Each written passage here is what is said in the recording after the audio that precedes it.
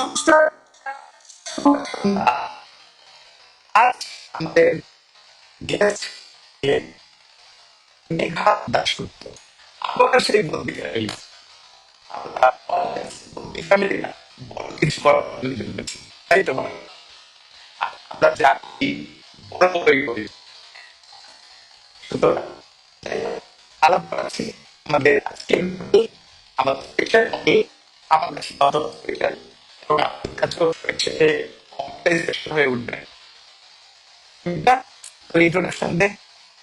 কোথায় থাকিস, কত দিন ধরে কাজ করছিস, কোন কোন জনারে কাজ করছিস, সবকিছু।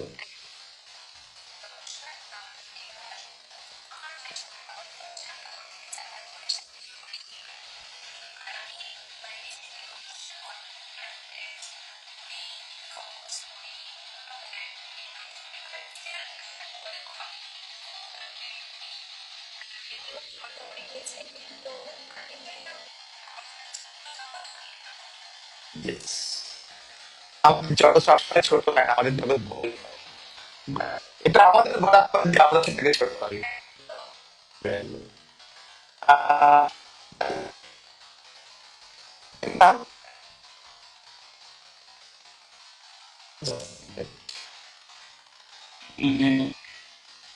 already হয়ে গেল।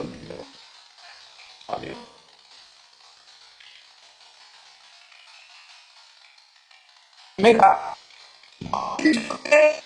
তোর যাত্রা কিভাবে শুরু হয়েছে, প্রথম কাজের অভিজ্ঞতা।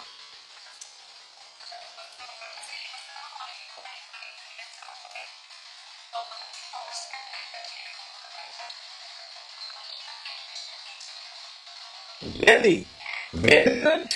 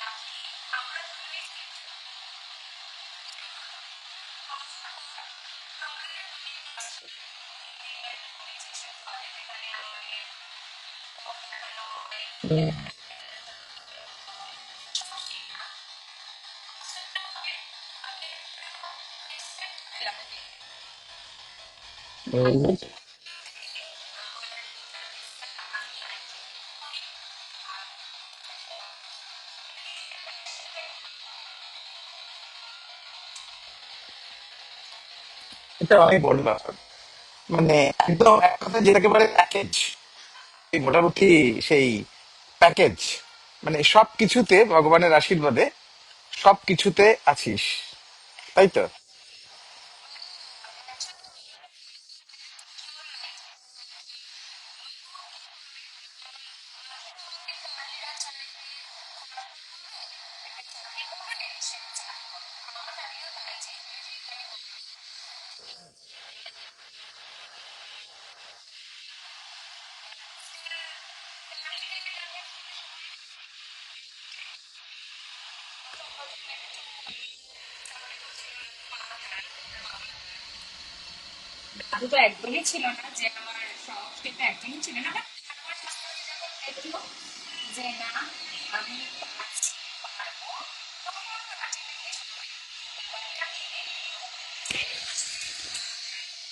আচ্ছা, অডিওটা কি?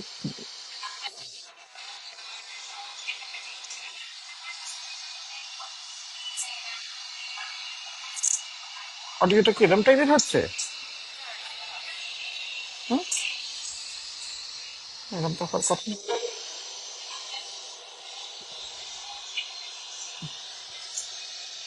Just a minute. না, ফ্যানের জন্য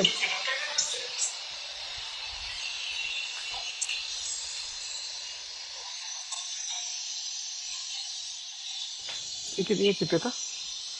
রিসিভার, ট্রান্সমিটার তো ওটা, ট্রান্সমিটার, হ্যাঁ ওটা তো ট্রান্সমিটার লেখা রয়েছে। তাহলে প্রবলেমটা কোথায়? Just a minute, just a minute, just a minute.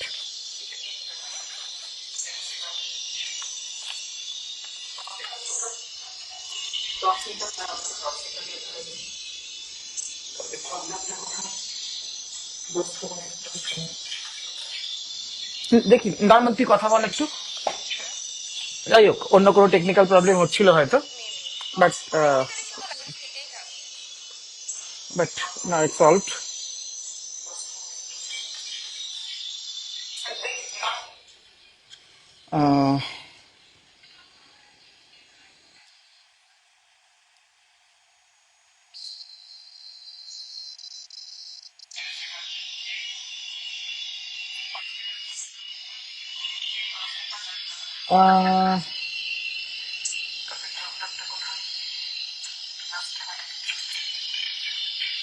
যাই হোক, তুই আরেকবার একটু কন্টিনিউ কর।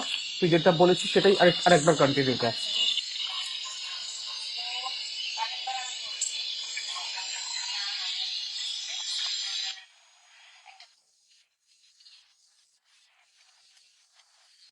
সবার একটা আলাদা ফিলিংস কাজ করে, ইমোশন কাজ করে, আমারও কাজ করেছে। আমি গভর্নমেন্টের ওখানে পেয়েছি, আমি পড়েছি, ওখান থেকেই পাস আউট করেছি, করে একটা আইটি ভালো কোম্পানিতে আমি জব করতাম, খুবই ভালো কোম্পানিতে, খুব ভালো প্যাকেজ সহ, যেহেতু আমার মাদার ট্রেড ছিল তাই। কিন্তু ওই একটা কথা, প্যাশন আগে, তারপরে তো অন্য কিছু। তো কিছু সমস্যার কারণে আমি আমার চাকরি লিভ করি। তো যখন লিভ করে আসছিলাম, আমি আর আমার এক বান্ধবী রাস্তায় যেতে যেতে দেখলাম একটা হোর্ডিং, যেখানে লেখা আছে কলকাতা নেক্সট সুপার মডেল, একটা পেজে।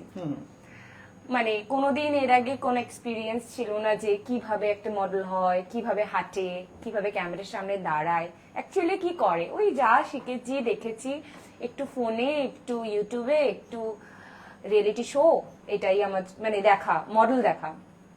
লাইভেও দেখিনি। লাইভে যাদের চিনতাম, মানে ভগবানের আশীর্বাদে তাদের সাথে আজকে আমি কাজ করি।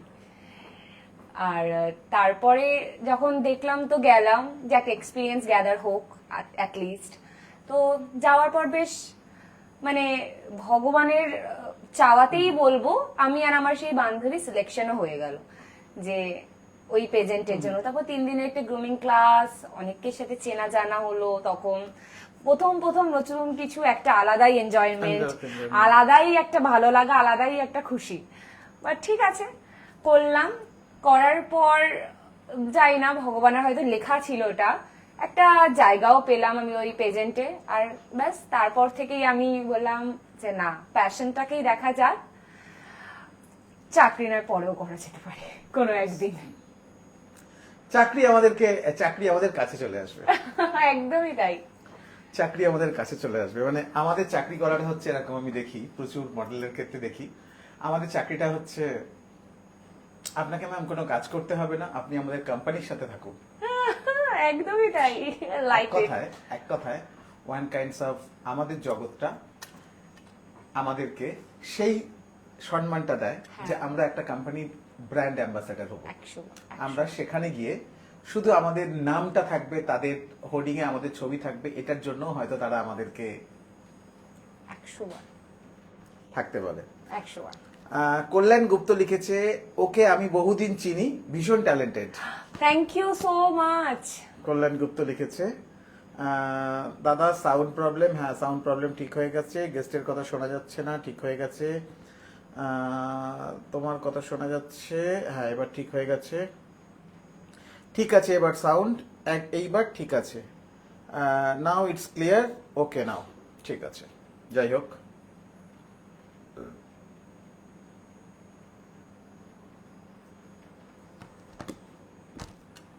যাই হোক, এবার একটা কথা,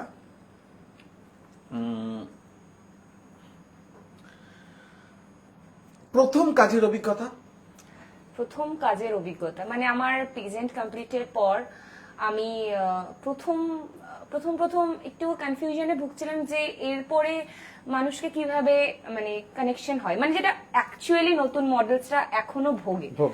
আমি অনেক মডেলসের সাথে দেখা করি বা কথা হয়, তাদের সবার একটাই কথা থাকে যে কানেকশন কি করে হয়, কানেকশন কি করে পাই। আমারও ছিল প্রশ্নটা, কানেকশন কি করে হয়, কথা কিভাবে কাজটা আমি পাবো। তো সেই সময় আমার এক বান্ধবী ওই প্রেজেন্টে ছিল, এখনো বম্বেতে আছে। তো ও আমাকে হেল্প করেছিল, কি ওর একটা কমার্শিয়াল চলছিল, ওই কমার্শিয়ালে জাস্ট আমাকে একটা কল করলো, মেঘা আমার একটা মডেল দরকার, তুই ফ্রি আছিস?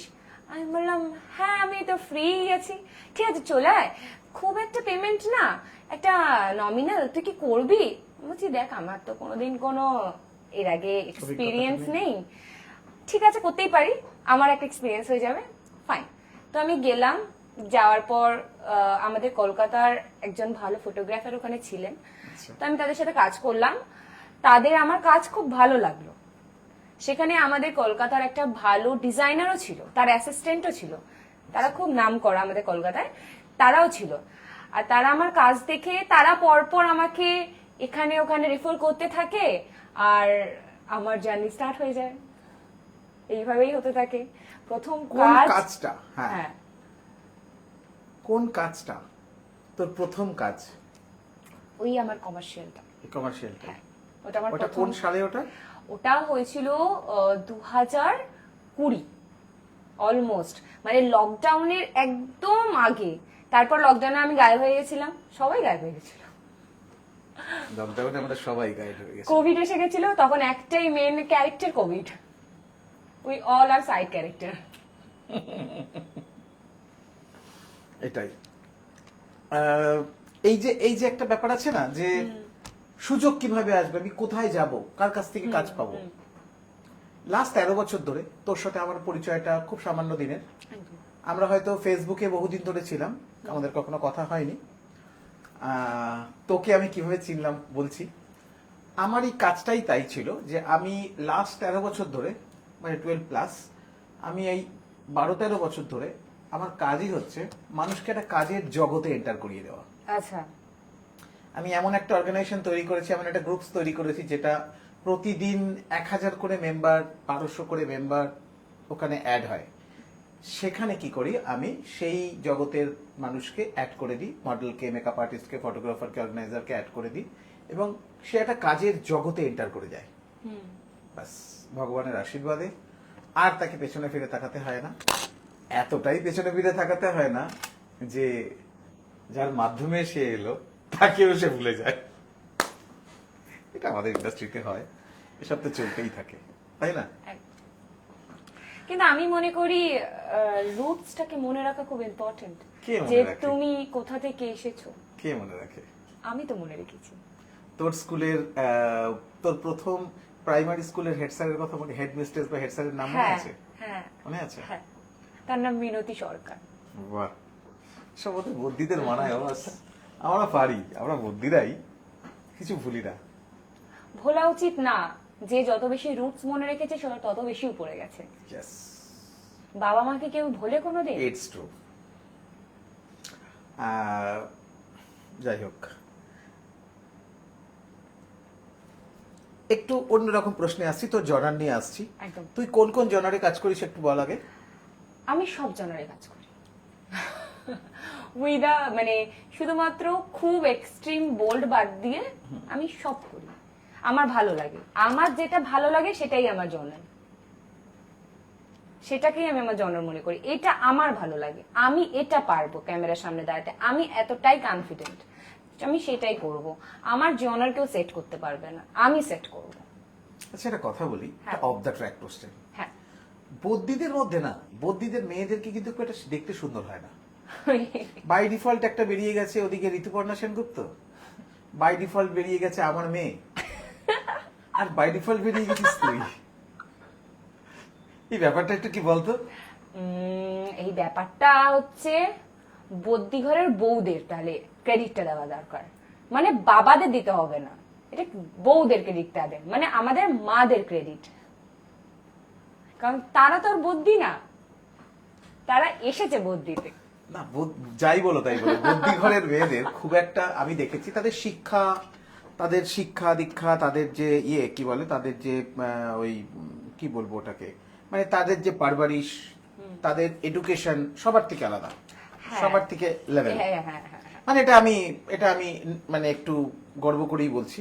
আমি আজ পর্যন্ত যত মানুষকে দেখেছি, যত আমরা বৌদি একটু দেখেছি, বায়াসড আমাদের নিজেদের নিয়ে, আমরা এটা কেউ নিজেদেরকে একটু biased। মানুক আর না মানুক, মানতে হবে না ভাই। আমরা যে কোনো ফিল্ডে, যে কোনো অফিসে, যে কোনো সেকশনে গিয়ে তুই যদি খুঁজে দেখিস, টপে কে বসে আছে? বদ্যির একটা। বসে আছে।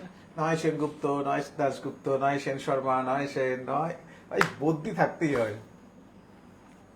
ঠিক আছে, বাট আমরা যতই শাসন করি, আমরা শাসন করি না, আমরা শাসকদের ওপরে আধিপত্য করি, শিক্ষার আধিপত্য। হ্যাঁ। আমরা মানুষকে শিক্ষা দিই, আমরা মানুষকে পজিটিভ ভাইব্রেশন দিই। আমাদের বৌদ্ধিদের এটা একটা প্লাস পয়েন্ট, যে আমাদের মধ্যে যে গুণগুলো ভগবান ওপর থেকে দিয়ে পাঠান, সেগুলো আমরা মানুষের মধ্যে ইনজেক্ট করি এবং মানুষকে একটা ভালো কিছু দিই। অলওয়েজ আমরা মানুষকে ভালো কিছু দিই, 100 তাই তো? 100 বার। এটাই হচ্ছে আমাদের বুদ্ধিরা। তোকে অনেকে বোল্ড মডেল হিসেবে চেনেন। তোর কাছে বোল্ডনেসের প্রকৃত অর্থটা কি? আচ্ছা, খুব ভালো প্রশ্ন আরেকবার। বোল্ড বলে কিছু আমি মনে করি না। ইয়েস, এটা হচ্ছে প্রথম ব্যাপার। আমি শাড়িতেও বোল্ড দেখতে পারি, আমি আবার খুব মানে ছোট জামা কাপড়েও আমাকে বোল্ড নাও লাগতে পারে। বোল্ডনেস আমার অ্যাটিটিউড, বোল্ডনেস আমার কনফিডেন্স। বোল্ড কোনোদিন কোনো পোশাক আশাক হতে পারে হতে না, পারে না। আমি মনে করি। আমি জানি না, একদম সঠিক, মানে একদম সঠিক। ক্যামেরার উল্টো দিকে মানুষ অনেক অনেক কিছু মনে করতে পারে, অন্য কিছু মনে করতে 100 বার করতে পারে, সবার আলাদা আলাদা মত থাকে, বাট আমার পার্সোনালি এটাই মনে হয় যে বোল্ডনেস বলে আলাদা কিছু হয় না, it's all about my attitude.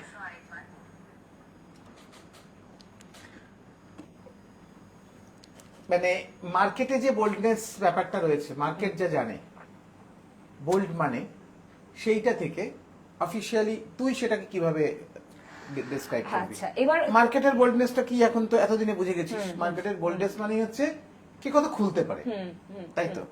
একটা মেয়ের জামা কাপড় পুরোটা না থাকলে that is boldness, that is very seductive, yeah. সেই ব্যাপারে। আচ্ছা, আমি সেই ব্যাপারে আমার কাছে একটাই যে আমার মনে হয়নি কিন্তু কোনোদিন জিনিসটা, আমার মনে হয়েছে বোল্ড সেটাই যেটা খুব ক্লাসি, মানে একটা ক্লাস আছে, যে জিনিসটা আমি ইন ফ্রন্ট অফ এভরিওয়ান দেখতে পারবো। আমার মনে হবে না কখনো যে আমি এমন কিছু একটা দেখছি যেটা সবার সামনে আমি দেখতে পারবো না, সেটা তো নিউডিটি হয়ে গেল। একদম, সেটা সেটা নিউডিটি হয়ে গেল, সেটা তো আমি সবার সামনে দেখতে পাচ্ছি না।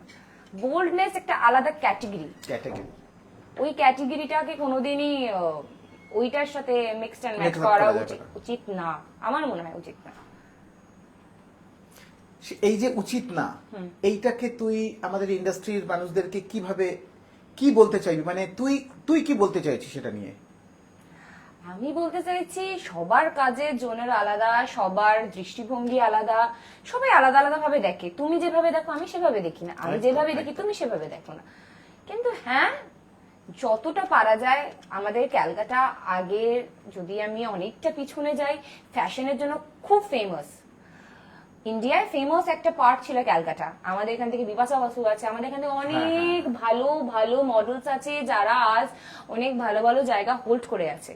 তাদের সময়ও তো বোল্ড ছিল, এমন না যে বোল্ড ছিল না, তারাও বোল্ড করেছে, আজও বোল্ড হচ্ছে। তখনের বোল্ডের ক্যাটাগরি এখনের বোল্ডের ডেফিনেশনের মধ্যে অনেক পার্থক্য। মানুষে যদি দুটোকে মিলিয়ে দেয় বা দুটোকে যদি দেখার চেষ্টা করে, কোনোদিনই এক না হবে না। কিন্তু তারা যদি ওই বোল্ডটা করে অতটা জায়গাতে, তাহলে আমরা কেন ওটা করে এখানে দাঁড়াবো? আমাদের দরকার নেই, আমরা ওটাই করবো। আমরা একটা ক্লাসিনেস আনবো, নিজেদের মধ্যে একটা ক্লাস আনবো, যে উই হ্যাভ আ ক্লাস। আমরা সব পারি, কিন্তু একটা বাউন্ডারিতে। আমাদের খারাপ লাগছে বলতে, কারণ আমিও তো ফটোগ্রাফার ব্যাকগ্রাউন্ড দিয়ে শুরু করেছি। আমার বলতে খারাপ লাগে যে আজকের ডেটে আমরা শুধু মনে করি অন্য কোনো শ্যুটই নেই, একটাই ক্যাটাগরি শ্যুটের, দ্যাট ইজ বোল্ড। হ্যাঁ, ইভেন আমি প্রচুর এমন বাচ্চা মেয়ে দেখেছি, ছোট বাচ্চা, তারা 18, 19 বা আরো কম, তাদেরকে আমি দেখেছি ব্রেন ওয়াশ করতে কিছু মানুষের, যে তুমি এটা না করলে তোমার কেরিয়ার কিছু হবে না। এটাই সিঙ্গেল একটা কি, এই কিটা নাও, এই কিটা তোমাকে, তারা কোথায় আজ? সেই বাচ্চা মেয়েগুলোর তো মোরালিটি ওখানে ভেঙে দেওয়া হলো। সেই বাচ্চা মেয়েগুলো তো বুঝলো যে ও আচ্ছা এটাই তাহলে এরকম হয়। অনেকে ওখান থেকে ব্যাকআউট করে বাড়ি চলে যায়, অনেকে ওই জিনিসটা এগিয়ে পরবর্তীকালে আমরা সবাই জানি কি হতে পারে। সেটা নিয়ে তো কারোর কোনো প্রশ্ন বা আমার কোনো আনসার করার দরকারই নেই। কিন্তু ওটা কি না, আমাদের ফ্যাশন একটা বড় পার্ট। ফ্যাশন একটা খুব সুন্দর জিনিস, খুব ভালো সুন্দর মার্জিত একটা জিনিস, যেটা শুধু দৃষ্টিভঙ্গির উপর দাঁড়িয়ে আছে। একদম বেশি বলে ফেললাম। একদম সঠিক বলেছিস। দেখ, তোর কথার মধ্যে তো শুধু তোর কাছে শিক্ষা আছে, তোর কাছে প্র্যাকটিক্যাল অভিজ্ঞতা আছে, সাথে তুই ভালো বলিসও। আমি একটু এই কথাটা নিয়ে একটু বলি। আমি প্রতিদিন সকালে যখন প্রথম ফোনটা দেখি, হোয়াটসঅ্যাপে ধরে রাখ 370-375 জন আমাকে মেসেজ পাঠায় সকালবেলা। ফেসবুকে অন্ততপক্ষে 25 থেকে 28টা নতুন মেসেজ থাকে। খুব খারাপ মার্কেট থাকলেও 10টা থাকে। সেখানকার 25% মডেল আমাকে লেখে, আমি সব কিছুতে কমফোর্ট, আপনি যেটা বলবেন আমি সেটাতেই রাজি, শুধু আমাকে আপনি ইন্ডাস্ট্রিতে দাঁড় করিয়ে দিন, আমাকে আপনি কাজ পাইয়ে দিন, আমাকে না, আপনি কাজ আমি দিন। নিউড শুট করা বা হোয়াট এভার ইট ইজ, আমি ওটাকে খারাপ বলছি। খারাপ এটা বলছি। আর্ট, ওটা খুব সুন্দর একটা আর্ট, যেটা আমি অনেককে দেখি, আমাদের কলকাতাতেও দেখেছি, বাইরেও দেখেছি, ইন্টারন্যাশনালে তো দেখেইছি, খুব ভালোভাবে পোর্ট্রে করা হয়।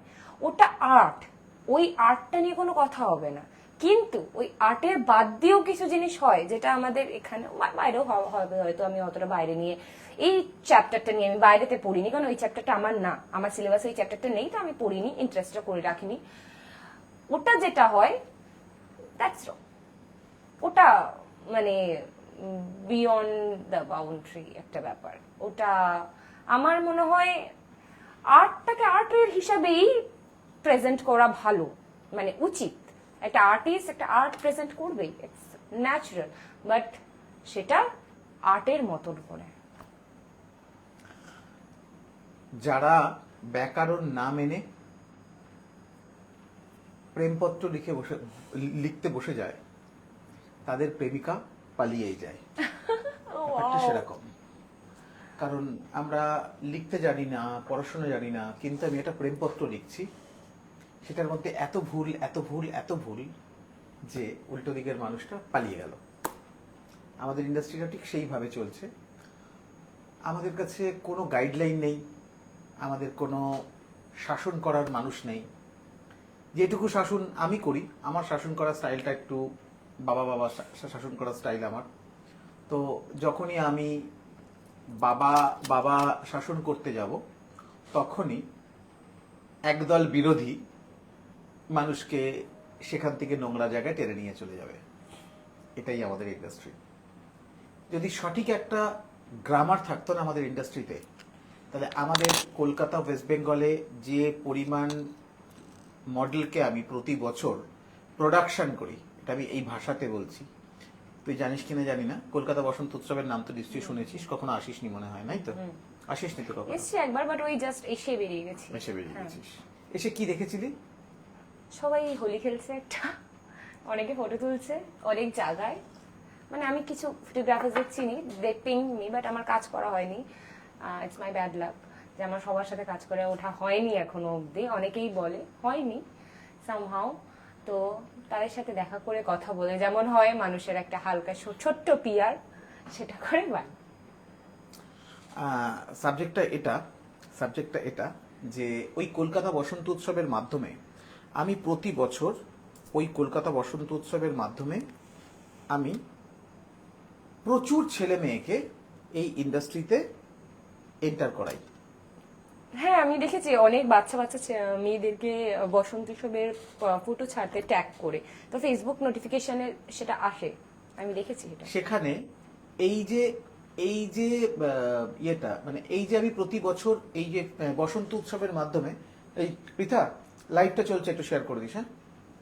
হ্যাঁ মানে এই যে প্রতি বছর বসন্ত উৎসবের মাধ্যমে আমি যে হাজার হাজার মানুষকে এই প্রফেশনে এন্টার করাই, এই এন্টার করানোর পরে যেটা হয়, তারা ভুলে যায় না ভুলে যাওয়া তো পরের কথা, তারা মেন সাবজেক্ট হচ্ছে তারা আসার পর তাদেরকে এমন প্রপোজাল দেওয়া হয় তারা ভয় পেয়ে যায়। তারা ভয় পেয়ে যায়। আবার শুধু ভয় পেয়ে যায় না, যেটা হয় সেটা তারা জানেই মডেলিং মানেই এটা, মডেলিং মানেই ওটা। না একদমই না, একদমই না। যে কারণে Modeling মানে- আমাদের বাবা মারা গার্জিয়ানরা ভয় পায়। হ্যাঁ ভয় পায়। প্রচুর ছেলেমেয়েরা, দূরের মেয়েরা কলকাতায় চলে আসে, শিফট হয়ে যায়, হ্যাঁ এখানে থেকে কাজ করে। কেন? তাদের বাবা মারা তাদেরকে বাধা দিচ্ছে, কাজ করতে দিচ্ছে না, পরিবার আটকাচ্ছে, সব তো থাকবেই। বাবা মারা এই প্রফেশনটাকে প্রফেশন মনেই করে না, তার কারণটাও কিন্তু এটাই। অবশ্যই অবশ্যই বাবা মাদের কাছে তাদের সন্তান খুব প্রায়োরিটির জিনিস। কোনো বাবা মাই চাইবে না তার সন্তান কোন রকম ভাবে কোনো খারাপ জিনিসে জড়িয়ে পড়ুক, বা সবাই প্রোটেক্ট করারই চেষ্টা করবে। আমাদের ইন্ডাস্ট্রিটা খারাপ না, কয়েকটা মানুষের জন্য আজ ইন্ডাস্ট্রির নামটা একটু খারাপ হয়েছে, আর কিচ্ছু না। সেই নামটা খারাপের থেকে ভালো করার জন্যই আমি সারাদিন অক্লান্ত পরিশ্রম করি। আমার নিজের কাজ, নিজের ব্যবসা, পরিবার, মিটিংস সব কিছু মেনটেন করে সারাদিনের পরে আমি চেষ্টা করি এই ইন্ডাস্ট্রিটাকে একটা সুস্থ জায়গায় নিয়ে যাওয়ার। কিন্তু ওই যে বলে এক গামলা দুধে এক ফোঁটা, একদমই তাই, একদমই তাই, এক ফোঁটা গোছো না। একদমই তাই। রাজ চক্রবর্তী ও এই ইয়েতেই কাজ করে, এই জনারেই কাজ করে। ও লিখেছে, she is really talented and good human being. ও thank you so much Raj. Heard a lot about her good works. Raj লিখেছে, আপনার ক্লাবের জন্য আজ মডেল, অর্গানাইজার, ফটোগ্রাফাররা একসাথে প্রচুর কাজ করছে। এটাই আমার কাজ ভাই, এটাই আমার কাজ। এবং আমি মৃত্যুর আগের দিন পর্যন্ত সবার সাথে সবার একটা সুন্দর সম্পর্ক তৈরি করে দিয়ে একটা পরিবার তৈরি করেই মরব। মরে যাওয়ার পর কি আমাকে মনে রাখবে আমি জানি না, বাট মরে যাবার আগে অবধি আমি এইটা চেষ্টা করব না, আমি এটা করেই যাব। প্রত্যেকটা ফটোগ্রাফার, প্রত্যেকটা মডেল, প্রত্যেকটা অর্গানাইজার, প্রত্যেকটা মেকআপ আর্টিস্ট সবাইকে চিনবে। কোনো ক্রাইম রেট 0 হয়ে যাবে, 0 না হলেও অনেক কমে যাবে। কারণ যখন পরিবার বড় হয়ে যায় না, তখন সবার ভয় থাকে, ভাই ও তো ওকে চেনে। আমি দেখেছি, এটাতে আমি ফলো পেয়েছি। যখন কেউ বলে আমি জেডি স্যারকে চিনি, যখন কেউ বলে আমি জেডি স্যার আমাকে মেয়ে বলে, যখন কেউ বলে জেডি স্যারের সাথে আমার খুব ভালো সম্পর্ক, তখন অনেক সময় না, ম্যাক্সিমাম সময় দেখা যায় যে তারা হয়তো আর তার সাথে সেই টাইপের কথাগুলো আর এগোয় না, ওখানেই একটা ফুল স্টপ কাটে। বাট তার জন্য তার কাজে এফেক্ট হয় না, কারণ মডেল এমনই একটা কনসেপ্ট, ফটোগ্রাফার যখন তাকে দেখে একবার তার মাথার মধ্যে ঢুকিয়ে নেবে, যতক্ষণ না সে ক্যামেরায় বন্দি করবে ততক্ষণ তার সাইকোলজি কাজ করে যাবে। এই ব্যাপারটা একমত? 100। রামায়ণী কি চিনিস? মানে আমার দেখা আমাদের ইন্ডাস্ট্রিতে মানে সব থেকে এডুকেটেড রামায়ণী। ওর সাথে আবির রায়ের শোতে ও 8 ঘন্টার জন্য এসেছিল, একটা শো থেকে এসেছিল। তো রামায়ণীকে নিয়ে আমার একটা ফুল, তোর মতনই একটা ফুল, মানে আমার এখানে একা সিঙ্গেল খুব কমই মানুষ এখন বসে, কারণ আমার এত লিস্ট বড় হয়ে গেছে যে আমি 2-3 জনের কমে করতে পারি না। বাট আমি জানি ওর কাছে প্রচুর স্টক আছে এবং ওর কথা আমাদের সবার কাজে লাগবে। রামায়ণী লিখেছে well said Megha. Thank you. Raj লিখেছে she is really talented and good, have remembering heard আপনার ক্লাব। কোথায় গেল well said Ramayani, well said Megha, well said. যাই হোক, তো আমাদের পরবর্তী প্রশ্ন সেটা হলো ক্যাম্পেইন মানে কমার্শিয়াল শুটের ক্যাম্পেইন এবং কমার্শিয়াল শুটের মধ্যে কোন ধরনের কাজ আপনাকে বেশি আকর্ষণ করে এবং কেন? এটা তুই বলছিলি আমাকে ক্যাম্পেইন আর কমার্শিয়াল একই জিনিস, একটা সাবজেক্ট। এই ব্যাপারটাকে মানে এই ব্যাপারটা আকর্ষণীয় তো অবশ্যই, এখান থেকে আমরা অনেক কিছু পাই। এই না, ব্যাপারটা ইটস নট অ্যাবাউট আমরা অনেক কিছু পাই, মানে money is part of our life, true. কিন্তু আমি মনে করি আমার কাছে ফেমটা খুব ইম্পর্টেন্ট। মানে আমি যদি ফেমটাই না পেলাম তাহলে মানিটা আসবো কোথা থেকে? আমি একদিনে সেলিব্রিটি হতে পারবো না। যারা ভাবে একদিনে সেলিব্রিটি হবে, কোনোদিন সম্ভব না। তার পিছনে একটা অনেক বড় হার্ড ওয়ার্ক থাকে, একটা স্ট্যান্ড নিতে, একটা জায়গায় হোল্ড করতে অনেকটা সময় লাগে। একদিনে কিছু হয় না। আমরা অ আ ক খ শিখেই কোনোদিন আমি ইঞ্জিনিয়ারিং পাশ করে যেতে পারিনি। আমাকে পড়তে হয়েছে, তার জন্য অনেকটা বছর দিতে হয়েছে। আমি অনেক মেয়েদের জন্য এত সময় লাগছে, এত সময় লাগবে, এত সময়, আরে হ্যাঁ দিতে হবে।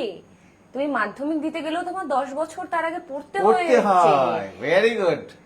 10 বছর তোমাকে পড়তে হবে, নাহলে তুমি কি করে করবে? একটা কমার্শিয়াল পেতে গেলেও তোমাকে তার জন্য অ্যাপ্লিকেবল হতে হবে। আমাকে অনেকে এটাও জিজ্ঞেস করে যে মেঘাদি আমরা কমার্শিয়াল পাবো না? অবশ্যই পাবো, কেন পাবে না? আমি পেয়েছি, আরো সবাই পেয়েছি, তোমরা কেন পাবে না?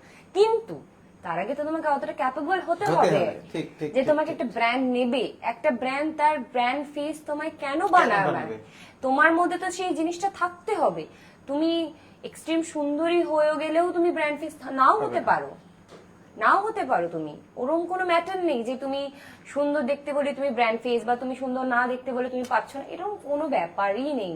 এটা হার্ডওয়ার্ক আছে। ব্র্যান্ড সবসময় দেখে যে তুমি ব্র্যান্ডকে কি দিতে পারছো। ব্র্যান্ড তোমাকে টাকা দিতে পারবে, এর থেকে তো ব্র্যান্ড তোমাকে বেশি, কিন্তু ব্র্যান্ডকে তুমি কি দিতে পারছো?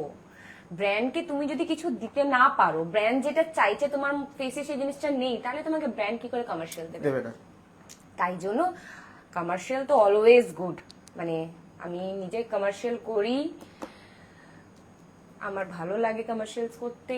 অনেক কিছু শেখার আছে কমার্শিয়ালসে, অনেক ধরনের অ্যাঙ্গেল, টেকনিক, অনেক রাশটাই কি করে কাটিয়ে পুরো দিনটা চলে যায় আমরা জানি না। এক এক দিনে অনেকগুলো চেঞ্জেস থাকে অনেক সময়, বা একটা চেঞ্জ নিয়েই এতগুলো অ্যাঙ্গেলস থাকে যে পুরো দিন চলে যায়। ওটা কোনো ফ্যাক্টর না, বাট অনেক কিছু জানার আছে কমার্শিয়ালসে, অনেক কিছু শেখার আছে, অনেক কিছু বোঝার আছে।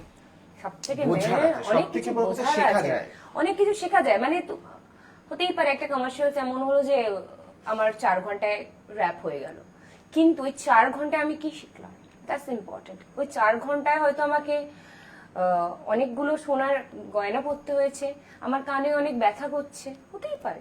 আমরা ফিমেল, আমাদের একটা ছোট্ট একটা কানের একটা ইসের মধ্যে যদি আমি 18-19 বার এরকম করে একটা কানের দুল পরি, আফটার দ্য শুট আমার ওখানে কি হচ্ছে সেটা আমি জানি, আর কেউ জানে না। সবাই ভাবছে ও তো কমার্শিয়াল করছে, ওর একটা ফটো, ওর একটা হোর্ডিং ক্যালকাটায়। আরে সেই ক্যালকাটা হোর্ডিংটা আনতে গেলে আমার কতগুলো পেন সহ্য করেছি, সেটা কি তুমি জানো? জানো না। তুমি কি দেখতে গেছো? জানোনি। বাট জাজ করতে সবাই আসবে। তো commercials, campaign all are good, but সব শুটই ভালো আমি মনে করি। তুমি যেটা বেস্ট দিতে পারবে সেই শুটটাই তোমার জন্য ভালো, আলাদা করে কোনো কিছু হয় না, সব ভালো। আমি কোনো একটা মেয়ে আমাকে বলেছিল, স্যার আমি ওই হোর্ডিং এর মেয়েটার জায়গায় যেতে চাই, আমায় কি করতে হবে? আমি বললাম ওই হোর্ডিং এর ওই উচ্চতাটা দেখ, ওই উচ্চতাটাতে একটা মেয়ে পৌঁছতে গেলে তাকে কতটা কষ্ট করতে হয়েছে সেটা খালি ভাব, যে ওই উঁচুটায় তুই কিভাবে পৌঁছতে পারবি। ওই উচ্চতাটা, হোর্ডিং মানেই হচ্ছে শহরের বুকে একটা উঁচু জায়গায় একটা হোর্ডিং থাকে, 100 বার। ওই উচ্চতাটায় পৌঁছানোটা অনেক কষ্ট, যেটা ও বলল। সিলেকশন, তার জন্য নিজেকে তো তৈরি করা, নিজেকে টোন করা, সব কিছু মিলিয়ে সেসব তো আছেই, ওসব তো আছেই, কিন্তু তারপরেও লাখও একটা সাবজেক্ট করে। লাভ তো দেখো লাখ সাবজেক্ট একটা করে subject। একটা, মানে সবসময় আই বিলিভ কি লাখ খুব বড় একটা ম্যাটার মানুষের জীবনে। লাখ ছাড়া, উপরে ভগবান ছাড়া, মহাদেব ছাড়া কিচ্ছু হতে পারে না কোনোদিন। মহাদেব যদি চায় তাহলেই হবে, মহাদেব যদি না চায় তুমি যা ইচ্ছা করে নাও তোমার হবে না। তুমি যা ইচ্ছা করে নাও, আমার ওয়ার্ডটা আরেকবার বলছি, যা ইচ্ছা করে নাও। যদি মহাদেব চায় তোমার তাহলেই হবে, আদারওয়াইজ কোনোদিন পসিবল না। হ্যাঁ, কিন্তু তার পিছনেও একটা হার্ডওয়ার্ক দরকার। মহাদেব একদম। চাইলো আর তুমি হবে না। অনেকের আমি শুনেছি, আমার হাতে না, আমাকে জ্যোতিষী দেখে বলেছিল আমি উকিল হতে পারবো, হইনি। তা তুমি কি পড়েছো সেটার জন্য? তুমি কি হার্ডওয়ার্ক করেছো উকিল হওয়ার? তোমার হাতে আছে, তুমি হয়ে যাবে? হয়ে যাবে? সহজ সব কিছু। তোমাকে হার্ডওয়ার্ক করতে হবে, তারপরে ভগবান। কোন শুটের প্রজেক্টটা তোর কেরিয়ারের টার্নিং পয়েন্ট বলে তুই মনে করিস?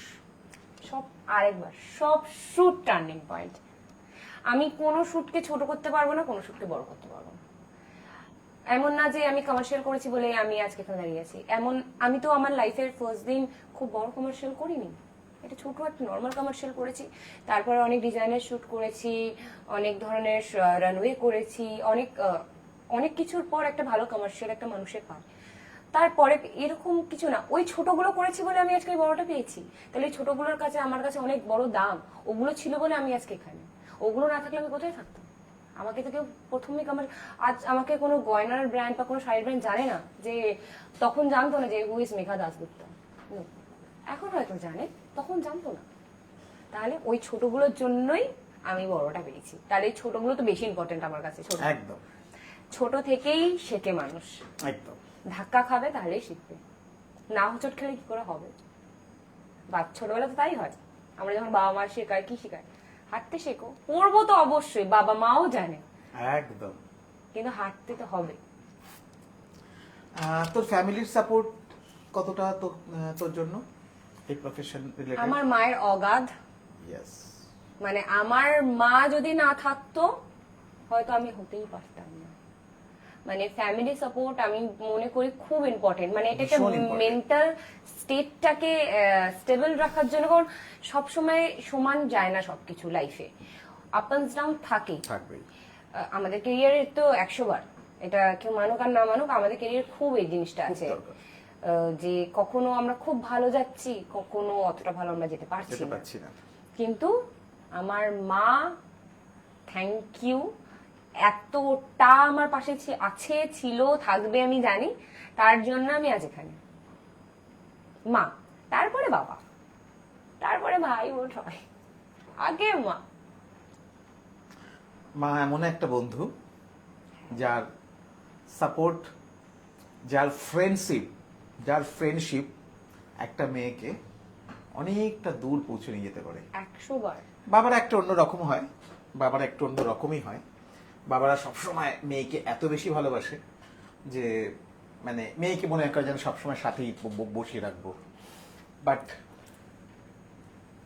কেরিয়ারিস্টিক আমাদের ছেলেমেয়েরা এখন অনেক বেশি, হ্যাঁ, কেরিয়ারকে ফোকাস করতে হবে, আমাদেরকে অনেক দূর যেতে হবে। বাবা মায়ের, বাবা মা কখনো বলবে এটা আমার মেয়ের ছবি? আজ বলে, আজ পেপারে ছবি বেড়ালে সবার আগেই আমার মা সেই পেপারটা কিনে আনে, বাবা, যে আমার মেয়ের আজ টেলিগ্রাফিক ছবিটা এসেছে, বা আমার মেয়ের আজ আনন্দবাজারের ছবিটা বেরিয়েছে, বা বর্তমানে বেরিয়েছে। সবার আগে সেই পেপারটা আমার মা আর বাবাই আমার এই জন্য দেয়। তাই জন্য মা না থাকলে কিছু হতো না। আমি খুব মধ্যবিত্ত ঘর থেকে বিলং করি, একদম মধ্যবিত্ত ঘর, যে ঘরে ছোট জামা কাপড় পরাটা, অ্যাকচুয়ালি আমার দাদু খুব বড় পুলিশের অফিসার ছিলেন, তো আমি তার সাথেই বড় হওয়া। তো আমাদের ফ্যামিলিতে ছোট জামা কাপড় পরা বা একটু ফ্যাশন, একটু মানে বাউন্ডারি থেকে বেরিয়ে কিছু করার একটা চ্যালেঞ্জিং ছিল। আমি ওইটা যেমন ভাঙি প্রথম, whole entire the family first আমি ভাঙি, কারণ আমার ফ্যামিলির আমার মাসি বিএসএফ এ জব করে, মানে আমার সবাই মোটামুটি এই ধরনের জিনিসেই কানেক্টেড, মানে সিভিল সার্ভিস হোক, যে যে কোনো ধরনের গভর্নমেন্ট সার্ভিস হোক, মানে এই ধরনের জিনিসই কানেক্টেড। সেই জায়গায় দাঁড়িয়ে মানে আমি যেহেতু আমার এডুকেশন ব্যাকগ্রাউন্ডটা একটু স্ট্রং, কেউ তো প্রথমে ভাবেনি আমি মডেল হব ফার্স্ট, মানে এভরিওয়ান শকড যে আমি মডেল হব। আমার দাদু ভেবেছিল যে আফটার মাই ইঞ্জিনিয়ারিং আমি ইউপিএসসি দেবো, মানে দাদু যেহেতু পুলিশ ছিল, তার ইচ্ছা ছিল যে আমিও পুলিশই হব, যেহেতু আমার হাইটটা অনেকটা, আর দাদু আছে, আমার স্পোর্টস ব্যাকগ্রাউন্ডও ছিল, তো তার হ্যাঁ হ্যাঁ হ্যাঁ, তো তখন একটু ব্যাপারটা এসছিল, কিন্তু আমি তো সেটা করবো না। এবার প্রথম মা যখন আমি একটু ছোট কাপড় জামা কাপড় পরে ছবি আসে সোশ্যাল মিডিয়াতে, অনেকে মাকে ফোন করেছিল যে এটা মেয়ে পড়ছে, এটা কি ঠিক? আমার মা একটা কথাই বলেছিল, আমি জানি আমার মেয়েকে, যে ও জানে ওকে কতটা করতে হবে আর কতটা বেশি করলে সেটা ফ্যামিলির উপর চলে আসবে, আমি ওকে বিশ্বাসটা করি, আমি জানি। আর সেদিনকার আই ডিসাইডেড কি এমন কোনো কিছু না যেটা আমার ফ্যামিলিকে হার্ম করবে, মানে আমার অ্যাটলিস্ট আমার মাকে হার্ম করবে। তো সব ঠিক আছে, ওই যেটা বললাম তখন একটু আগে একটা শুট নিয়ে, সব ঠিক আছে, but beyond the boundary cross করা যাবে না। ইন্দ্রনীল স্যার কে চিনিস? ইন্দ্রনীল পাল, সিনিয়র একজন ফটোগ্রাফার, ওকে, উনি লিখেছেন she must be a very tall model. ও রাজ লিখেছে এখনো অনেকের কাছে ফাইন আর্ট বা মনোক্রোমের কনসেপ্টটাই ক্লিয়ার নয়, বাট তারা নিজেদের প্রফেশনাল বলে দাবি করে, শেখার কোনো ইচ্ছেই নেই, শুধু ডেমো দেখবে আর আজে বাজে কমেন্ট করবে। তারা তোমার এই ফ্যামিলি মেম্বার, বাট তাদের প্রাইভেসির জন্য আমি নাম বললাম না, তোমার গ্রুপে পোস্টে কমেন্টগুলো দেখলেই বুঝতে পারবে তুমি। দেখো রাজ, একটা কথা বলি, কমেন্টস, তুমি একটা ছবি পোস্ট করবে, সেই ছবিটা দেখবে রিচ হয়েছে 1 লাখ, রিচটা পাশে এখন দেখা যায়, আমি রিচটাকে ভিজিবল করে দিয়েছি, আগে ওটা ভিজিবল দেখা যেত না, রিচটা ভিজিবল করে দিয়েছি, রিচ হচ্ছে 1 লাখ, ছবিটা দেখছে, কিন্তু ছবিটাতে রিয়াকশন হয়তো 100, 150, 200, কমেন্টস 70টা 80টা, বুঝলি? এখন তো একটা মানে মানুষের অদ্ভুত জিনিস হয়েছে, দেখে কমেন্ট আবার সেটা করে না। এবার গল্পটা হচ্ছে, তোমার ছবি দেখে তোমাকে কেউ ক্রিটিসাইজ করছে, সেটাকেও তোমায় নিতে হবে, because negative publicity is very important, পজিটিভের থেকেও। ইয়েস, আজ আমি এই টেবিলে বসে লাইভ করছি, 6 বছর ধরে এই রুমটাতে আমি লাইভ করছি, জলসাঘরে লাইভ করেছি প্রায় 150, 200-250 মতন, এখানে আমি এখনো অব্দি 450 লাইভ করেছি।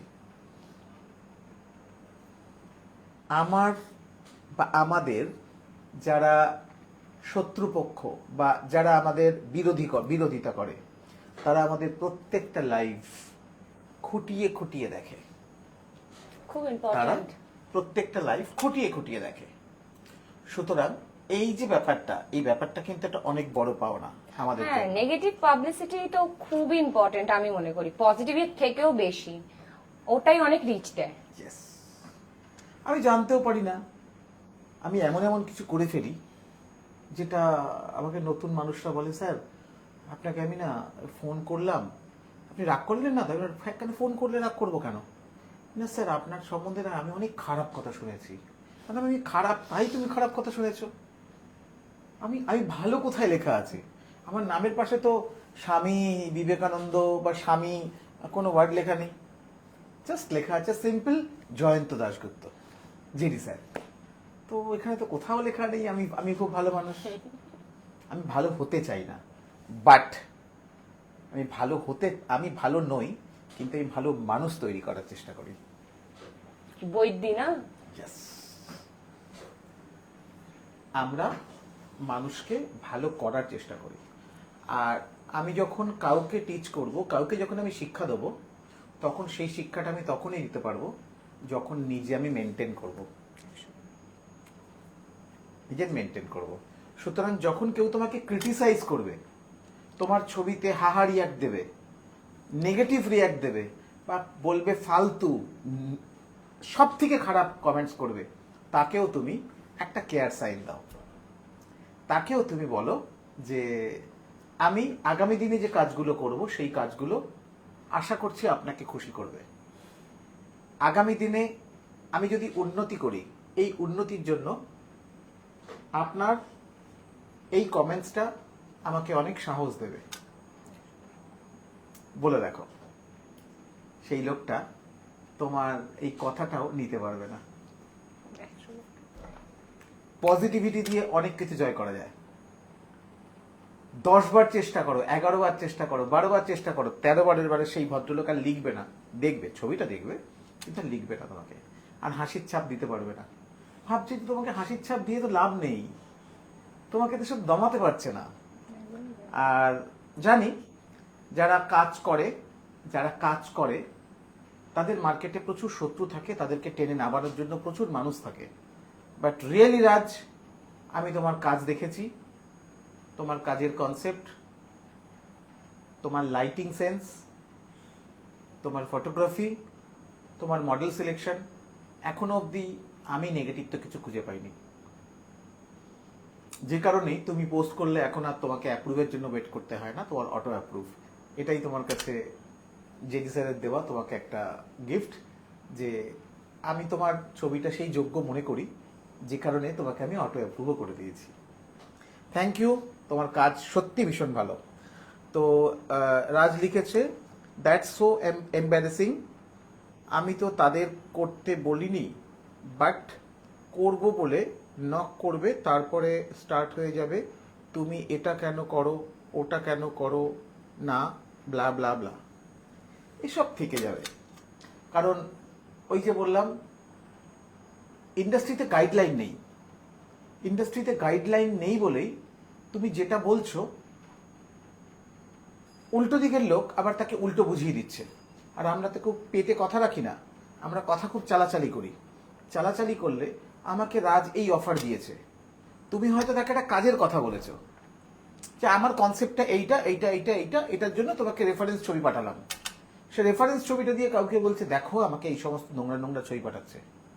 আরে ভাই, সে করছে যে জনারে কাজ, সে তো সেই জনারের ছবি পাঠাবে, সেই জনারের ছবি পাঠাবে। আমি জানি আমাকে তোমার সম্বন্ধে অনেকেই কমপ্লেন করেছে, বাট আমি সেটাকে কমপ্লেন ধরিনি। আমি তাকে এটা বুঝিয়ে দিয়েছি যে ও যদি মাইথোলজিক্যাল শুট করতো, তাহলে ও নারায়ণ এরম করে দাঁড়িয়ে আছে সেই ছবি পাঠাতো। ও যে কনসেপ্টে কাজ করে সেই সব কনসেপ্টের ছবি পাঠিয়েছে। তোকে সিরিয়াস করলো কোথায়? ঠিক আছে, আমি ওকে বলবো তোকে প্রতিদিন সকালবেলা একটা করে লক্ষ্মী নারায়ণের ছবি পাঠাবে। That's all. বোঝাতেও জানতে হবে, আমি তাকে বুঝিয়ে দিচ্ছি সঠিকটা। রিয়া অলোক লিখেছে, গুড ইভিনিং রিয়া, এই অলোক।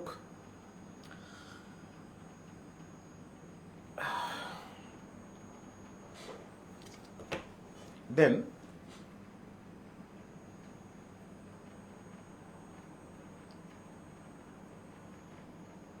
একজন মহিলা রানওয়ে মডেল হিসাবে কাজের সময় কি কি চ্যালেঞ্জের মুখোমুখি হতে হয়েছে এবং কিভাবে সেগুলো সামলেছিস? রানওয়ে ভালো টপিক, রানওয়ে খুব ভালো টপিক। রানওয়ে করতে গেলে আমি ফার্স্টেই আচ্ছা, বলছি, ফার্স্টে একটু আটকালাম তোকে। হ্যাঁ। রানওয়ে আমাদের ইন্ডাস্ট্রিতে খুব বেশি দিন পপুলারিটি পায়নি। র্যান শো, ফ্যাশন শোটা পপুলারিটি পেয়েছে, কিন্তু রানওয়ে কনসেপ্টটা না, খুব শর্ট টাইম। অনেক মানুষ রানওয়ের ব্যাপারটা এখনো জানে না।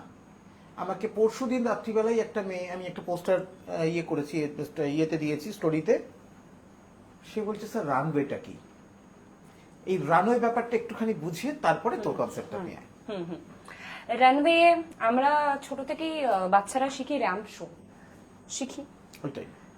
ওটারই একটা আপডেটেড ভার্সন হচ্ছে রানওয়ে, যেটা মানে মানে ফিউচারের সাথে সাথে একটা আপডেটেড ভার্সন আসে, তার একটা আপডেটেড ভার্সন হচ্ছে রানওয়ে। এটা কোনো বাঘ ভাল্লুক হাতি ঘোড়া কিছু না, যেমন র্যাম্প শো হয় ওরমই র্যাম্প শো, বাট কিছু ক্রাইটেরিয়া আছে, সেই ক্রাইটেরিয়া ফিট হলেই তাহলেই রানওয়েতে নেওয়া হয়। এটা আমাদের ক্যালকাটার খুব ভালো একটা সাইন যে ক্যালকাটা এখনো এটা থেকে নামেনি। ক্যালকাটায় যত রানওয়েজ হয় সবার একটা নিজস্ব ক্রাইটেরিয়া আছে, নিজস্ব মডেল সিলেকশনের একটা ব্যাপার আছে যে এইটা হতে হবে as a model, then you are applicable for this runway. আর এটা অ্যাকচুয়ালি খুব দরকার।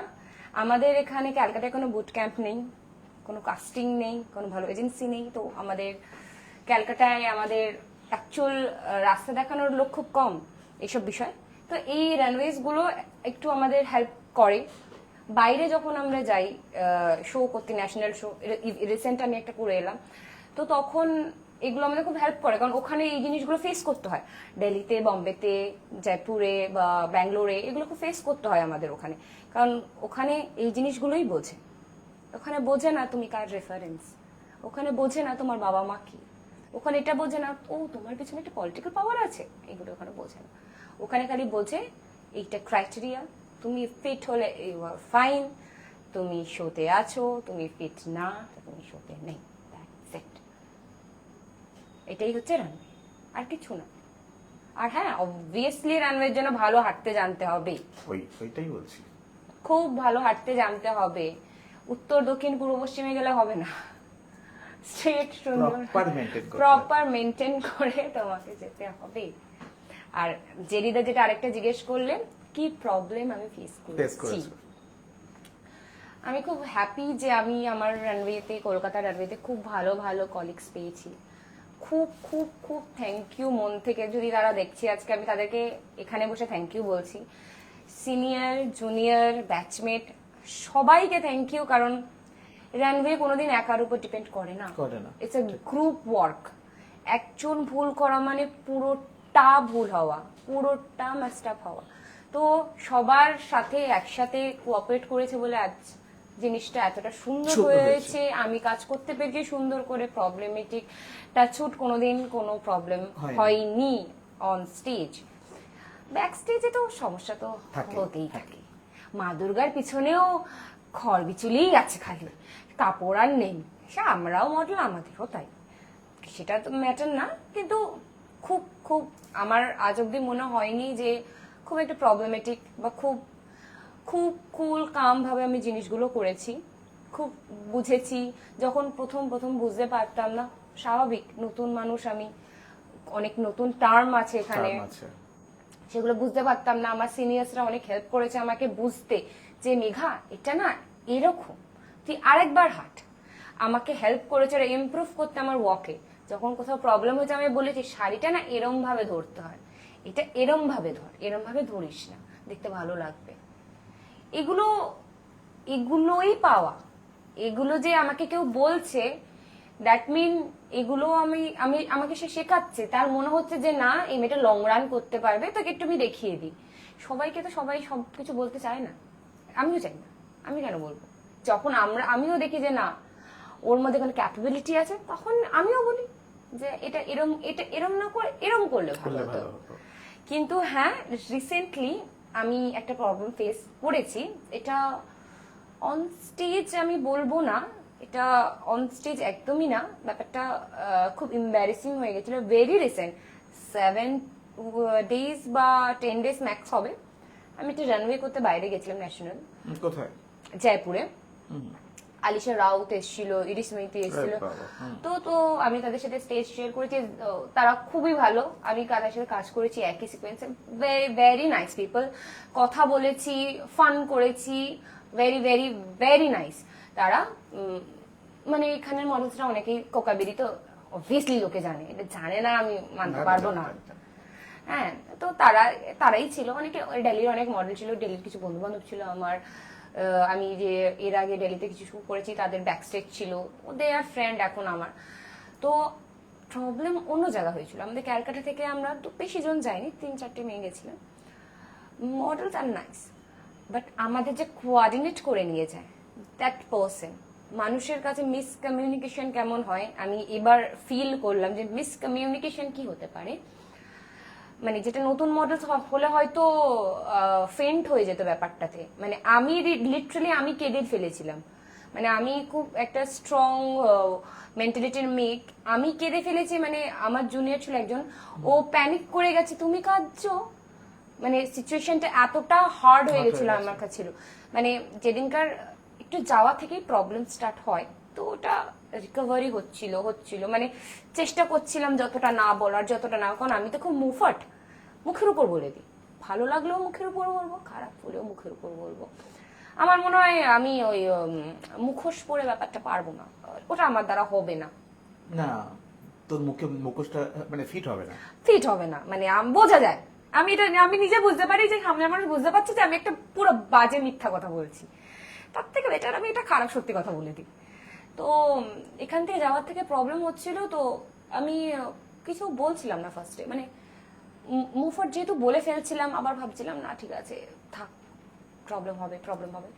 আসার দিন আমি জানতাম না, আসার সময় ট্রেন করেছিল সেকেন্ড ক্লাস, ফাইন আমি অ্যাডজাস্ট করি, কোনোদিন কোনো মানে হয় না অ্যাডজাস্ট করার 24 ঘন্টার, বাট স্টিল ঠিক আছে, কোনো চাপ নেই। এই ট্রেনে তো এই 2 দিন বসে থাকা, 2 দিন না, ইটস 24 আওয়ার্স, মানে একদিন। কোথা থেকে এসেছিস? জয়পুর থেকে। একদিন লাগে, একদিন লাগে, হ্যাঁ একদিন লাগে, কিন্তু একদিনটাও মানে কোনো মানে দাঁড়ায় না। মানে একদিন জার্নি করা মানে শরীর টায়ার্ড হবেই। ঠিক আছে, তাও আমি ভাবলাম কলকাতার প্রথমবার কাজ করছি, মানে যার সাথে আমি গেছি তার কথা বলছি, ঠিক আছে কোনো চাপ নেই, একটু অ্যাডজাস্ট করা যেতেই পারে, হতেই পারে, বাজেট ইস্যু, ফাইন। কিন্তু প্রবলেমটা হলো অন্য জায়গায়। সেকেন্ড ক্লাসে আমাকে সকালবেলায় যেখানকার ট্রেন, মানে আফটার দ্য শো, সকাল 10টার সময়, মানে আমার 2:40 জয়পুর স্টেশন থেকে ট্রেন, আমাকে সকাল 10টার সময় সে বলছে ট্রেনের টিকিট কনফার্ম হয়নি। মানে কনফার্ম হয়নি মানে কি বলতে চাইলে? না চলো আমি তোমাকে টিটির সাথে কথা বলে তোমাকে একটা সিট করে দেবো। আমি বলছি আমার লুক আউট না, কিন্তু আমি যখন এসছি আমি বলে দিয়েছি এই গরমে আমার both side AC second class লাগবে, আমি কিন্তু কোনোভাবে অন্য কোথাও অ্যাডজাস্ট করব না। তুমি সেইভাবেই কথা বলে আমায় নিয়ে এসছো, আমি কিন্তু তোমার কথা অনুযায়ী ফ্লাইট তোমায় ডিমান্ড করিনি। বলছে হ্যাঁ। আমি যখন ট্রেনে উঠলাম, আমি জানি না টিটির সাথে তার কি প্রবলেম হলো, খুব একটা ঝামেলা হলো, রাশ হলো। সে আমাকে নিয়ে স্লিপারে, টিটি আমাদেরকে ওখানে নিয়ে স্লিপারে নিয়ে চলে গেল। আমি তো স্লিপারে সার্ভাইভ করতে পারবো না, কারণ আমি ছোট থেকে কোনদিন স্লিপারে যাইনি। আর স্লিপারের ওই সিনটা দেখে না আমি কেঁদে ফেলেছিলাম ওখানে, যে আমি এখানে কি করে থাকবো 24 আওয়ার্স, মানে হাউ ইটস পসিবল 24 আওয়ার্স এখানে সার্ভাইভ করা, মানে আমি নিজেকে মেরে ফেলবো একটা। কারণ first hygiene, zero hygiene, sleeper, প্রচন্ড ভিড়, একটা সিটে আমি জানি না ওটা স্লিপার কিভাবে বলছে, ওটা জেনারেল বলা বেটার, ওর থেকে সবাই উঠে মানে, আর প্রচন্ড গরম। অ্যাজ আ মডেল আমি কিভাবে ওখানে সার্ভাইভ করব? আমার সাথে সে কন্টিনিউ চিল্লে যাচ্ছে, সে এমন অসভ্যের মতন আমার সাথে ব্যবহার করছে অন ট্রেন, সবাই দেখছে আমাকে, আর আমি কতক্ষণ নিজেকে কন্ট্রোল রাখবো। সে ক্যালকাটার মানুষ হয়ে, ক্যালকাটার নামে বাইরে বলছে সবার সামনে, ক্যালকাটা में कोई मॉडल से क्या, कैलकाटा में कोई मॉडल है ही नहीं। I mean are you mad, तुम कैलकाटा के इंसान हो के कैलकाटा के नाम में बाहर बोल रहे हो, पागल हो क्या। খুব একটা ঝামেলা হয় আমার লাস্টে, এতটা ঝামেলা বেড়ে যায় পুরো ট্রেন জানতে পারে এই ঝামেলাটা। মানে আমি আরপিএফ অব্দি কল করতে চলে গেছিলাম, মানে সিচুয়েশনটা এমন হয়ে গেছিল। সে আমাকে একটা ধাক্কা মারে, আমি লাইভ স্টার্ট করে দিয়েছিলাম, আমার মাথাটা তো গরম হচ্ছিল। আমি কেন সার্ভাইভ করবো স্লিপারে, তুমি আমাকে এক্ষুনি নামিয়ে দাও, দরকার হলে আগ্রা স্টেশন আছে আমাকে তুমি আগ্রায় নামাও, আর আমাকে ফ্লাইটের ভাড়াটা দাও। ইভেন ওকে টাকা অব্দি দিয়ে দেওয়া হয়েছিল যে আমাকে টিকিট কাটা, মানে টিকিটটা করে দেওয়ানোর জন্য সেকেন্ড ক্লাসে। ও টাকাটা না দেওয়ার জন্য বলছে তোমাকে স্লিপারেই যেতে হবে, ও আমাকে টাকাটাও দিচ্ছে না। আমি বলছি আমি আমার টাকায় চলেছি, সে সেটাও করতে দিচ্ছে না। এমন একটা ঝামেলা, একটা সিনক্রিয়েট তৈরি করলো ওখানে। টিটি আমাকে ওর জন্য মানে সিট দিচ্ছে না। মানে আমি একটা এমন সিচুয়েশনে পড়লাম, তখন আমার মনে হচ্ছে আমি আগ্রা স্টেশনেই নেমে যাই, পারলে আমি আগ্রাতেই নেমে যাই। এবার আগ্রা থেকে ফ্লাইট চেক করছি, আগ্রা থেকে কোনো ফ্লাইট নেই নেক্সট 24 আওয়ার্সে। আমি কি করব? আমার সিচুয়েশনটা এমন হয়ে গেল যে মানে আমি না নামতে পারছি না, আমি কিছু করতে পারছি না, হেল্পলেস। তখন ওই ট্রেনে, যেহেতু ওই ট্রেনেই আমরা গেছিলাম, ওই ট্রেনের এক ইঞ্জিনিয়ার আমাকে নোটিস করেছিল, ঠিক আছে, ট্রেনের টেকনিশিয়ান। তো ও আমি বললো তুম 2 दिन पहले गई थी ना और एक लड़की के साथ, তখন আরেকটা মেয়ে ছিল, और एक, আমি বললো ফাইন চলো कोई तो मिला, भगवान ने तो मेरे को देखा, আমি यस বলে ঠিক আছে। ওই ছেলেটি আরেকটা কোচ কন্ট্রাক্টরকে বললো, বলে আমার একটা সিট করালো। সিট করিয়েছে বলে ঝামেলা করেছে, সিট করিয়েছে বলে ঝামেলা করেছে, বলছে না ও কেন থাকবে ভিতরে সেকেন্ড ক্লাসে, আমি কেন বাইরে থাকবো।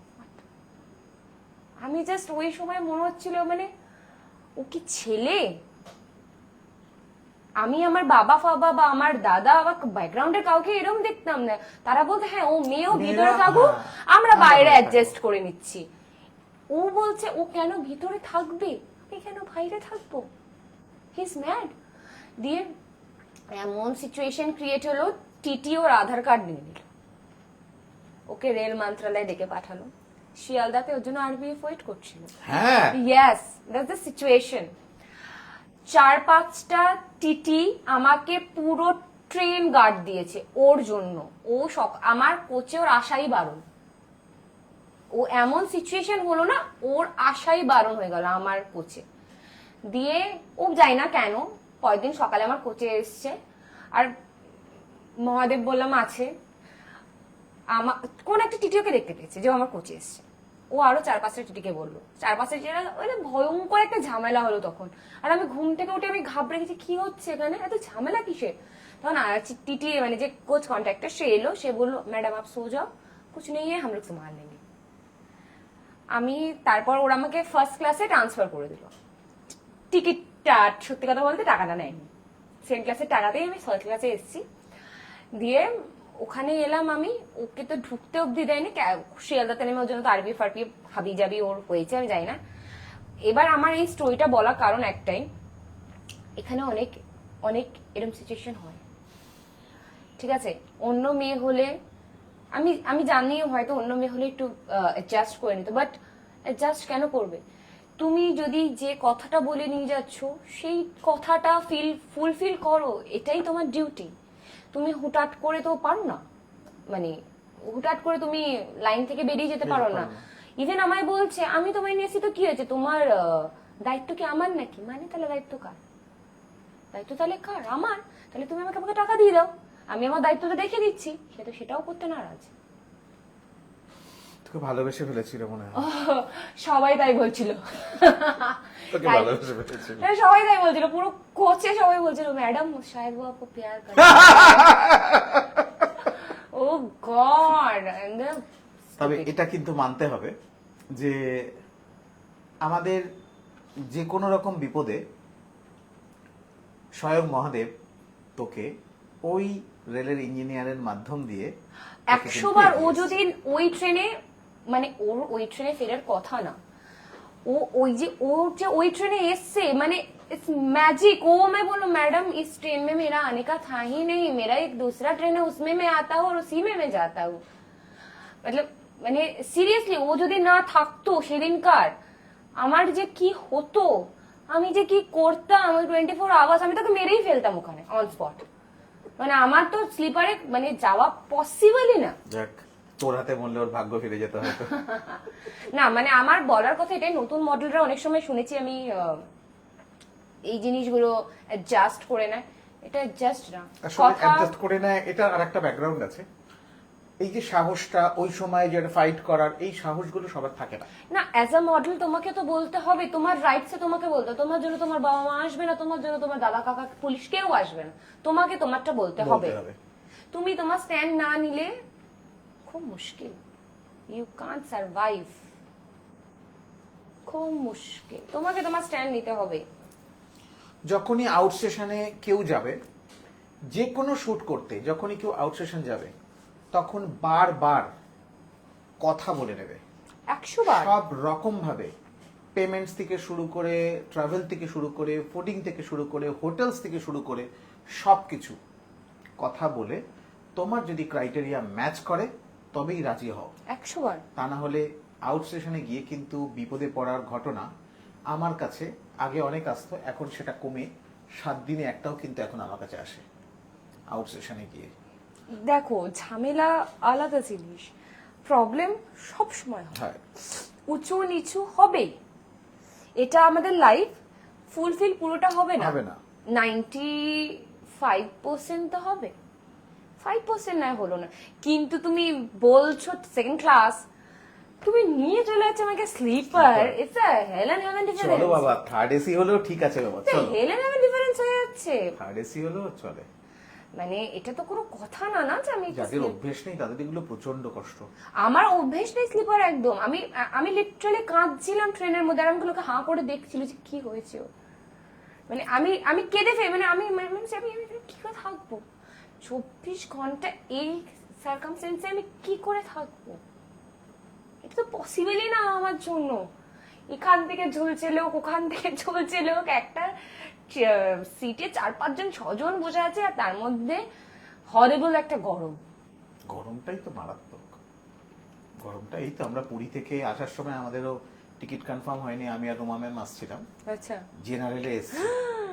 উড়ি বাপরে বাপ, ট্রেন ছুটছে 110-120-তে, কিন্তু হাওয়া যেটা আসছে সেটা মনে হচ্ছে গরম হাওয়া। সেই ওই শীতকালে যে মেশিনগুলো ঘরে ব্যবহার করা হয়, রুম হিটার, হচ্ছে রুম হিটারের গরম। হ্যাঁ তো স্বাভাবিক, মানে এটা খুবই মানে একটা। এবার সোশ্যাল মিডিয়ার যুগে একজন মডেলের জন্য আত্মবিশ্বাস, ব্যক্তিত্ব এবং ইমেজ মেনটেন করা কতটা গুরুত্বপূর্ণ?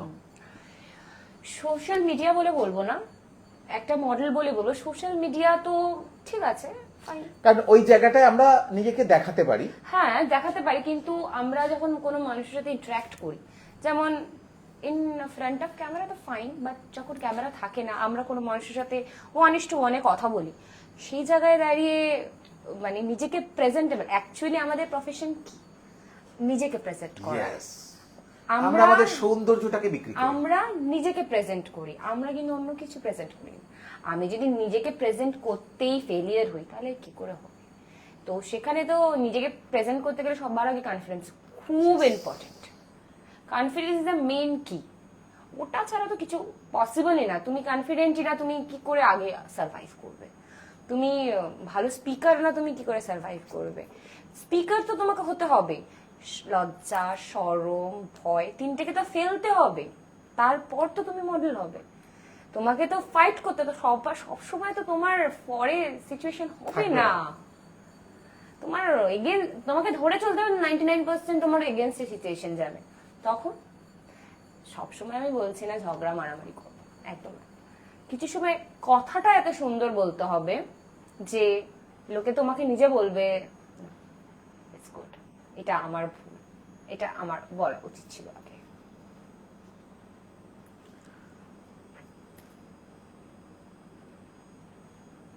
তোর সাথে আমার আলাপ কিভাবে? আমার সাথে তোমার আলাপ অ্যাকচুয়ালি আমি তোমার ফেসবুকে, মানে তুমি আমার ফেসবুকে অনেক দিনই আছো, বাট চ্যাটও হয়নি, কোনো রকম কোনো ইন্টারাকশনও হয়নি। আমার ছবি টবি কখনো দেখতে দেখতে পেয়েছিস? হ্যাঁ, মাঝে সাঝে একটা দুটো লাইক মেরে বেরিয়ে গেছি, যেমন হয় ফেসবুক আমরা স্ক্রল করি। কিন্তু সাডেনলি তুমি সেদিনকার আমাকে একটা টেক্সট করো, কি নিয়ে টেক্সটটা করো ফরগেট, ভুলে গেছি। আমি তোর একটা কাজ দেখি, আচ্ছা কাজটা দেখে আমার এত ভালো লাগে, আচ্ছা আমি তোর কাজের মধ্যে গিয়ে বলি আমি তোকে আমার কফি উইথ জেরিতে গেস্ট হিসাবে ডাকতে চাই। হ্যাঁ, কমেন্ট সেকশনে গিয়ে তুমি এক আমাকে নম্বর। বলো। আর 2 নম্বর হচ্ছে দীপন হ্যাঁ। বলে একজন ফটোগ্রাফার, আমাদের ইন্ডাস্ট্রির প্রতাপ দাশগুপ্তর স্টুডেন্ট, রিসেন্টও কাজ করছে, আজকেও কাজ করছে, তোর সাথে দেখা করতে আসার কথা আছে এখন। আচ্ছা দীপন বিশ্বাস, ওকে আমি ট্যাগ করি, তোর নামটা দিয়ে ট্যাগ করি, দীপন আমি এর কথাই তোমাকে বলছিলাম, এর কথাই তোমাকে বলছিলাম বলে তো দীপনের নামটা তোকে ট্যাগ করেছিলাম, হ্যাঁ। এবং তার নিচে কফি উইথ জেরির লোগোটা দিয়ে লিখেছিলাম যে আমি তোকে কফি উইথ জেরিতে নিমন্ত্রণ করছি, এরকম টাইপের কিছু, তাই তো? হ্যাঁ। তো এইভাবেই আমি জেরিকে চিনি। প্রথম আমি যখন তোর সঙ্গে ফোনে কথা বললাম, তোকে আমি তুই সম্বোধন করেছিলাম, সেটার জন্য কতটা রেগে গেছিলি বল? একটু রাগিনি, কারণ আমি খুব খুশি হই যখন আমাকে কেউ তুই বলে, কারণ I feel it's family environment. কারণ আমি মনে করি এখানে যারা অনেক বছর ধরে কাজ করছে বা আমি সবার অনেকের থেকে অনেক ছোট, অনেকের থেকে অনেক ছোট। আমাকে আপনি, আগে, তুমি না করলেও চলবে। আমাকে বোন, দিদি বা খুব নিজের কিছু মেয়ের মতন বা অনেক এই করলে আমি একটু বেশি খুশি হই। মানে আমার মনে হয় যে না, আমি একটু সেফ আছি। যখনই আপনি আজ্ঞা করে তখন আমার মনে হয় যে আমাকে আপনি আজ্ঞা করছে, তাহলে সামহাও একটু আমারও বুঝে মেপে বলতে হবে, সবটা বলা যাবে না, সবটা বলে প্রবলেম আছে। দেন আমরা কথা বললাম, কথা বলে আমরা ডিসিশন নিলাম। ডেটটা মনে হয় একটা ডেট মনে হয় চেঞ্জ হয়েছিল না? হ্যাঁ, একটা ডেট মনে হয় চেঞ্জ করে তারপরে আজকের ডেটটা ফাইনাল হলো। যাই হোক, আমি তোর কাজ দেখেছি, তোর কাজ দেখে প্রচন্ড খুশিও হয়েছি, এবং আমার একটা খুব দোষ বা গুণ আছে, যেটা আমার কাউকে ভালো লাগলে সেই লেভেলের ভালো লাগে। আর যখন আমি কারোর প্রশংসা আমি সবারই করি হয়তো, বাট ওর কাজ এতটা আমার ভালো লেগেছে যে আমি এখনো অবধি ওকে যে কতজনের রেফারেন্স করেছি ওকে, ও ঠিক ঠিকানা নেই। Thank you. আগামী 20 আর 21 দুদিন প্রতাপ দাশগুপ্ত একটা মানে রিসেন্ট একটা আমরা শুট করেছি, প্রথমা বলে, অনির্বাণ আর মৌ দুজন মিলে করেছে প্রথমা। তার এক্সিবিশন আছে। আমি চাইবো ওই দুদিনের মধ্যে একদিন বা দুদিন তুই আমাদের আর্কাইভে আসবি, এবং আমাদের প্রচুর ফটোগ্রাফার তখন থাকে ওখানে, তারা তোকে ওখানে একটু ছবি টবি তুলবে, সাথে তোকে আমি ইন্ট্রোডিউস করাবো এই সমস্ত ফটোগ্রাফারের সাথে। তোর প্রোফাইলটা আমি দেখেছি ঘুরে, প্রোফাইলটার মধ্যে একটা বেশ প্রফেশনাল ব্যাপার আছে, মানে কোনো সেই ছ্যাবলামো ব্যাপারটা একদম নেই, যে কারণে অনেক ফটোগ্রাফারই তোর সাথে কথা বলতে ভয় পায়। ভয় পায়। এটাই দরকার, এটাই দরকার। ইয়েস, আমরা কারোর সাথে কথা বললে সে বলবে ভাই আজকে আমি কার মুখ দেখে উঠেছি, এটাই মেনটেন করতে হবে। না, অ্যাকচুয়ালি আমি বলছি এইখানে আমি খুব চুজি, আমি আমার কাজ নিয়ে খুব চুজি। আমি সবার সাথে কাজ করি না। আমার হতে পারে দোষ, এটা অনেকে রাগ করে বা অনেকে ভাবে মেঘার অনেক অ্যাটিটিউড। না, ইটস নট অ্যাবাউট অ্যাটিটিউড। মডেলদের একটু অ্যাটিটিউড মানায় বস, এটা মানায়। না, ইটস নট অ্যাবাউট অ্যাটিটিউড, মানে অ্যাটিটিউড ফাইন, বাট আমার যখন মনে হয় যে না, আমি এমন কারোর সাথে কাজ করি না যার পিকচার্স আমি আমার অ্যাকাউন্টে আপলোড করি, সে তো আমাকে পেমেন্ট করবো অলওয়েজ, ইটস ফাইন, বাট তারও তো কিছু প্রমোশন হওয়া দরকার। সে কেন করছে? তো সে নিজে ভাবছে যে আমার একটা প্রমোশন হবে এর অ্যাকাউন্ট থেকে, তাই জন্য। কিন্তু আমি যদি সেটা তাকে দিতেই না পারি, তার সাথে শুট করার থেকে বেটার তার সাথে না শুট না করা। করা। প্রচুর ফটোগ্রাফার এরকম আছে যারা বলেন যে আমার প্রোফাইলে তুমি কোনো ছবি দেখতে পাবে না, আমি তোমার জন্য আমার প্রোফাইলে কোনো ছবি রাখি না। তাহলে করছে কেন? ইয়েস, তাদের মধ্যে ম্যাক্সিমাম 70-80% ফেক হয়। তারা মেয়েদের সঙ্গে একটু গল্প করতে ভালোবাসে। হ্যাঁ, আমি যখন স্টার্টিং পিরিয়ডে এরকম আমিও অনেকের সাথে আমার ইন্টারাক্ট হয়েছে, এখনো আছে তারা ফেসবুকে আমার, এখন আর ভয় মেসেজ করে না। ঠিক বলেছো, এখন তারা আর কেউ ভয়ে মেসেজ করে না। অনেকে অনেক কিছু বলতো তখন, বুঝতেই পারছো কি বলতে পারে। আচ্ছা, একটা ফটোগ্রাফার যখন তোকে প্রথম অ্যাপ্রোচ করে কাজের জন্য, তখন তুই কি কি দেখিস, কি দেখে তারপরে তার সাথে কাজের কথা বলিস? প্রথমে আমি সামনের দিকে তার রাখি বল। একদম প্রথমে তার প্রোফাইলে যাই। ফার্স্ট আমি তাকে রিপ্লাই করার আগে তার প্রোফাইলে যাই। একদম সত্যি কথা বলছি, কেউ রাগ করলেও কিছু করার নেই, কারো ভালো লাগলেও কিছু বলার নেই। আমি প্রথমে তার প্রোফাইলে গিয়ে তার ফটোস গুলো দেখি বা রিল সেকশন দেখি, হোয়াট এভার, যে যেটা করে। ভিডিওগ্রাফার হলে রিল সেকশন, ফটোগ্রাফার হলে ফটোস। এবার আমি সেখানে দেখি সে কি ধরনের কাজ করেছে। একদম নতুন, মানে ফটো দেখলেই বোঝা যায় যে একদম নতুন কিনা, একটু পাকা হাত কিনা, নাকি মিডিলে দাঁড়িয়ে আছে। হ্যাঁ, তো আমি সেটাই দেখি যে তার ভিশনটা কি, ফার্স্ট তার ভিশনটা কি, সে কি দেখতে চাইছে একটা মডেলের মধ্যে, কেমন কাজ সে করছে, তার আউটপুটটা কি। বাস, আমি তার আউটপুটটা যদি আমার মনে হয় যে হ্যাঁ is suitable for my profile, fine, আমি তখন রিপ্লাই করে দিই সাথে সাথে, আদারওয়াইজ। আর কিভাবে বুঝিস যে এ যে জনরেতে কাজ করে তুই এর সাথে কাজ করবি কি করবি না? ধর তার প্রোফাইল প্রচুর ছবি আছে, তুই সেটা কিভাবে মেনটেন করিস? হ্যাঁ, এবার দেখো তোমার একটা কথা বলি যেটি, প্রত্যেক ফটোগ্রাফার কেউ যদি বলে না যে আমি শুধু বোল্ড করি বা আমি শুধু ট্রেডিশনাল করি বা নিউড করি, হোয়াট এভার, আমার মনে হয় না যে কোনো ফটোগ্রাফার শুধু ওইটাই তুলতে পারে। সব ফটোগ্রাফার কিন্তু সব কিছুই তুলতে পারে। ক্যামেরা একটাই, লেন্স একটাই, মানুষও একটাই। তুমি তোমার লেন্স কিন্তু জানে না যে সামনের মানুষটা নিউড দাঁড়িয়ে আছে না বোল্ড দাঁড়িয়ে আছে না বিকিনিতে দাঁড়িয়ে আছে, ট্রেডিশন, কিচ্ছু জানে না লেন্স। লেন্স তোমাকে জানে তুমি কি তুলতে চাইছো, লেন্স ওইটুকুই জানে।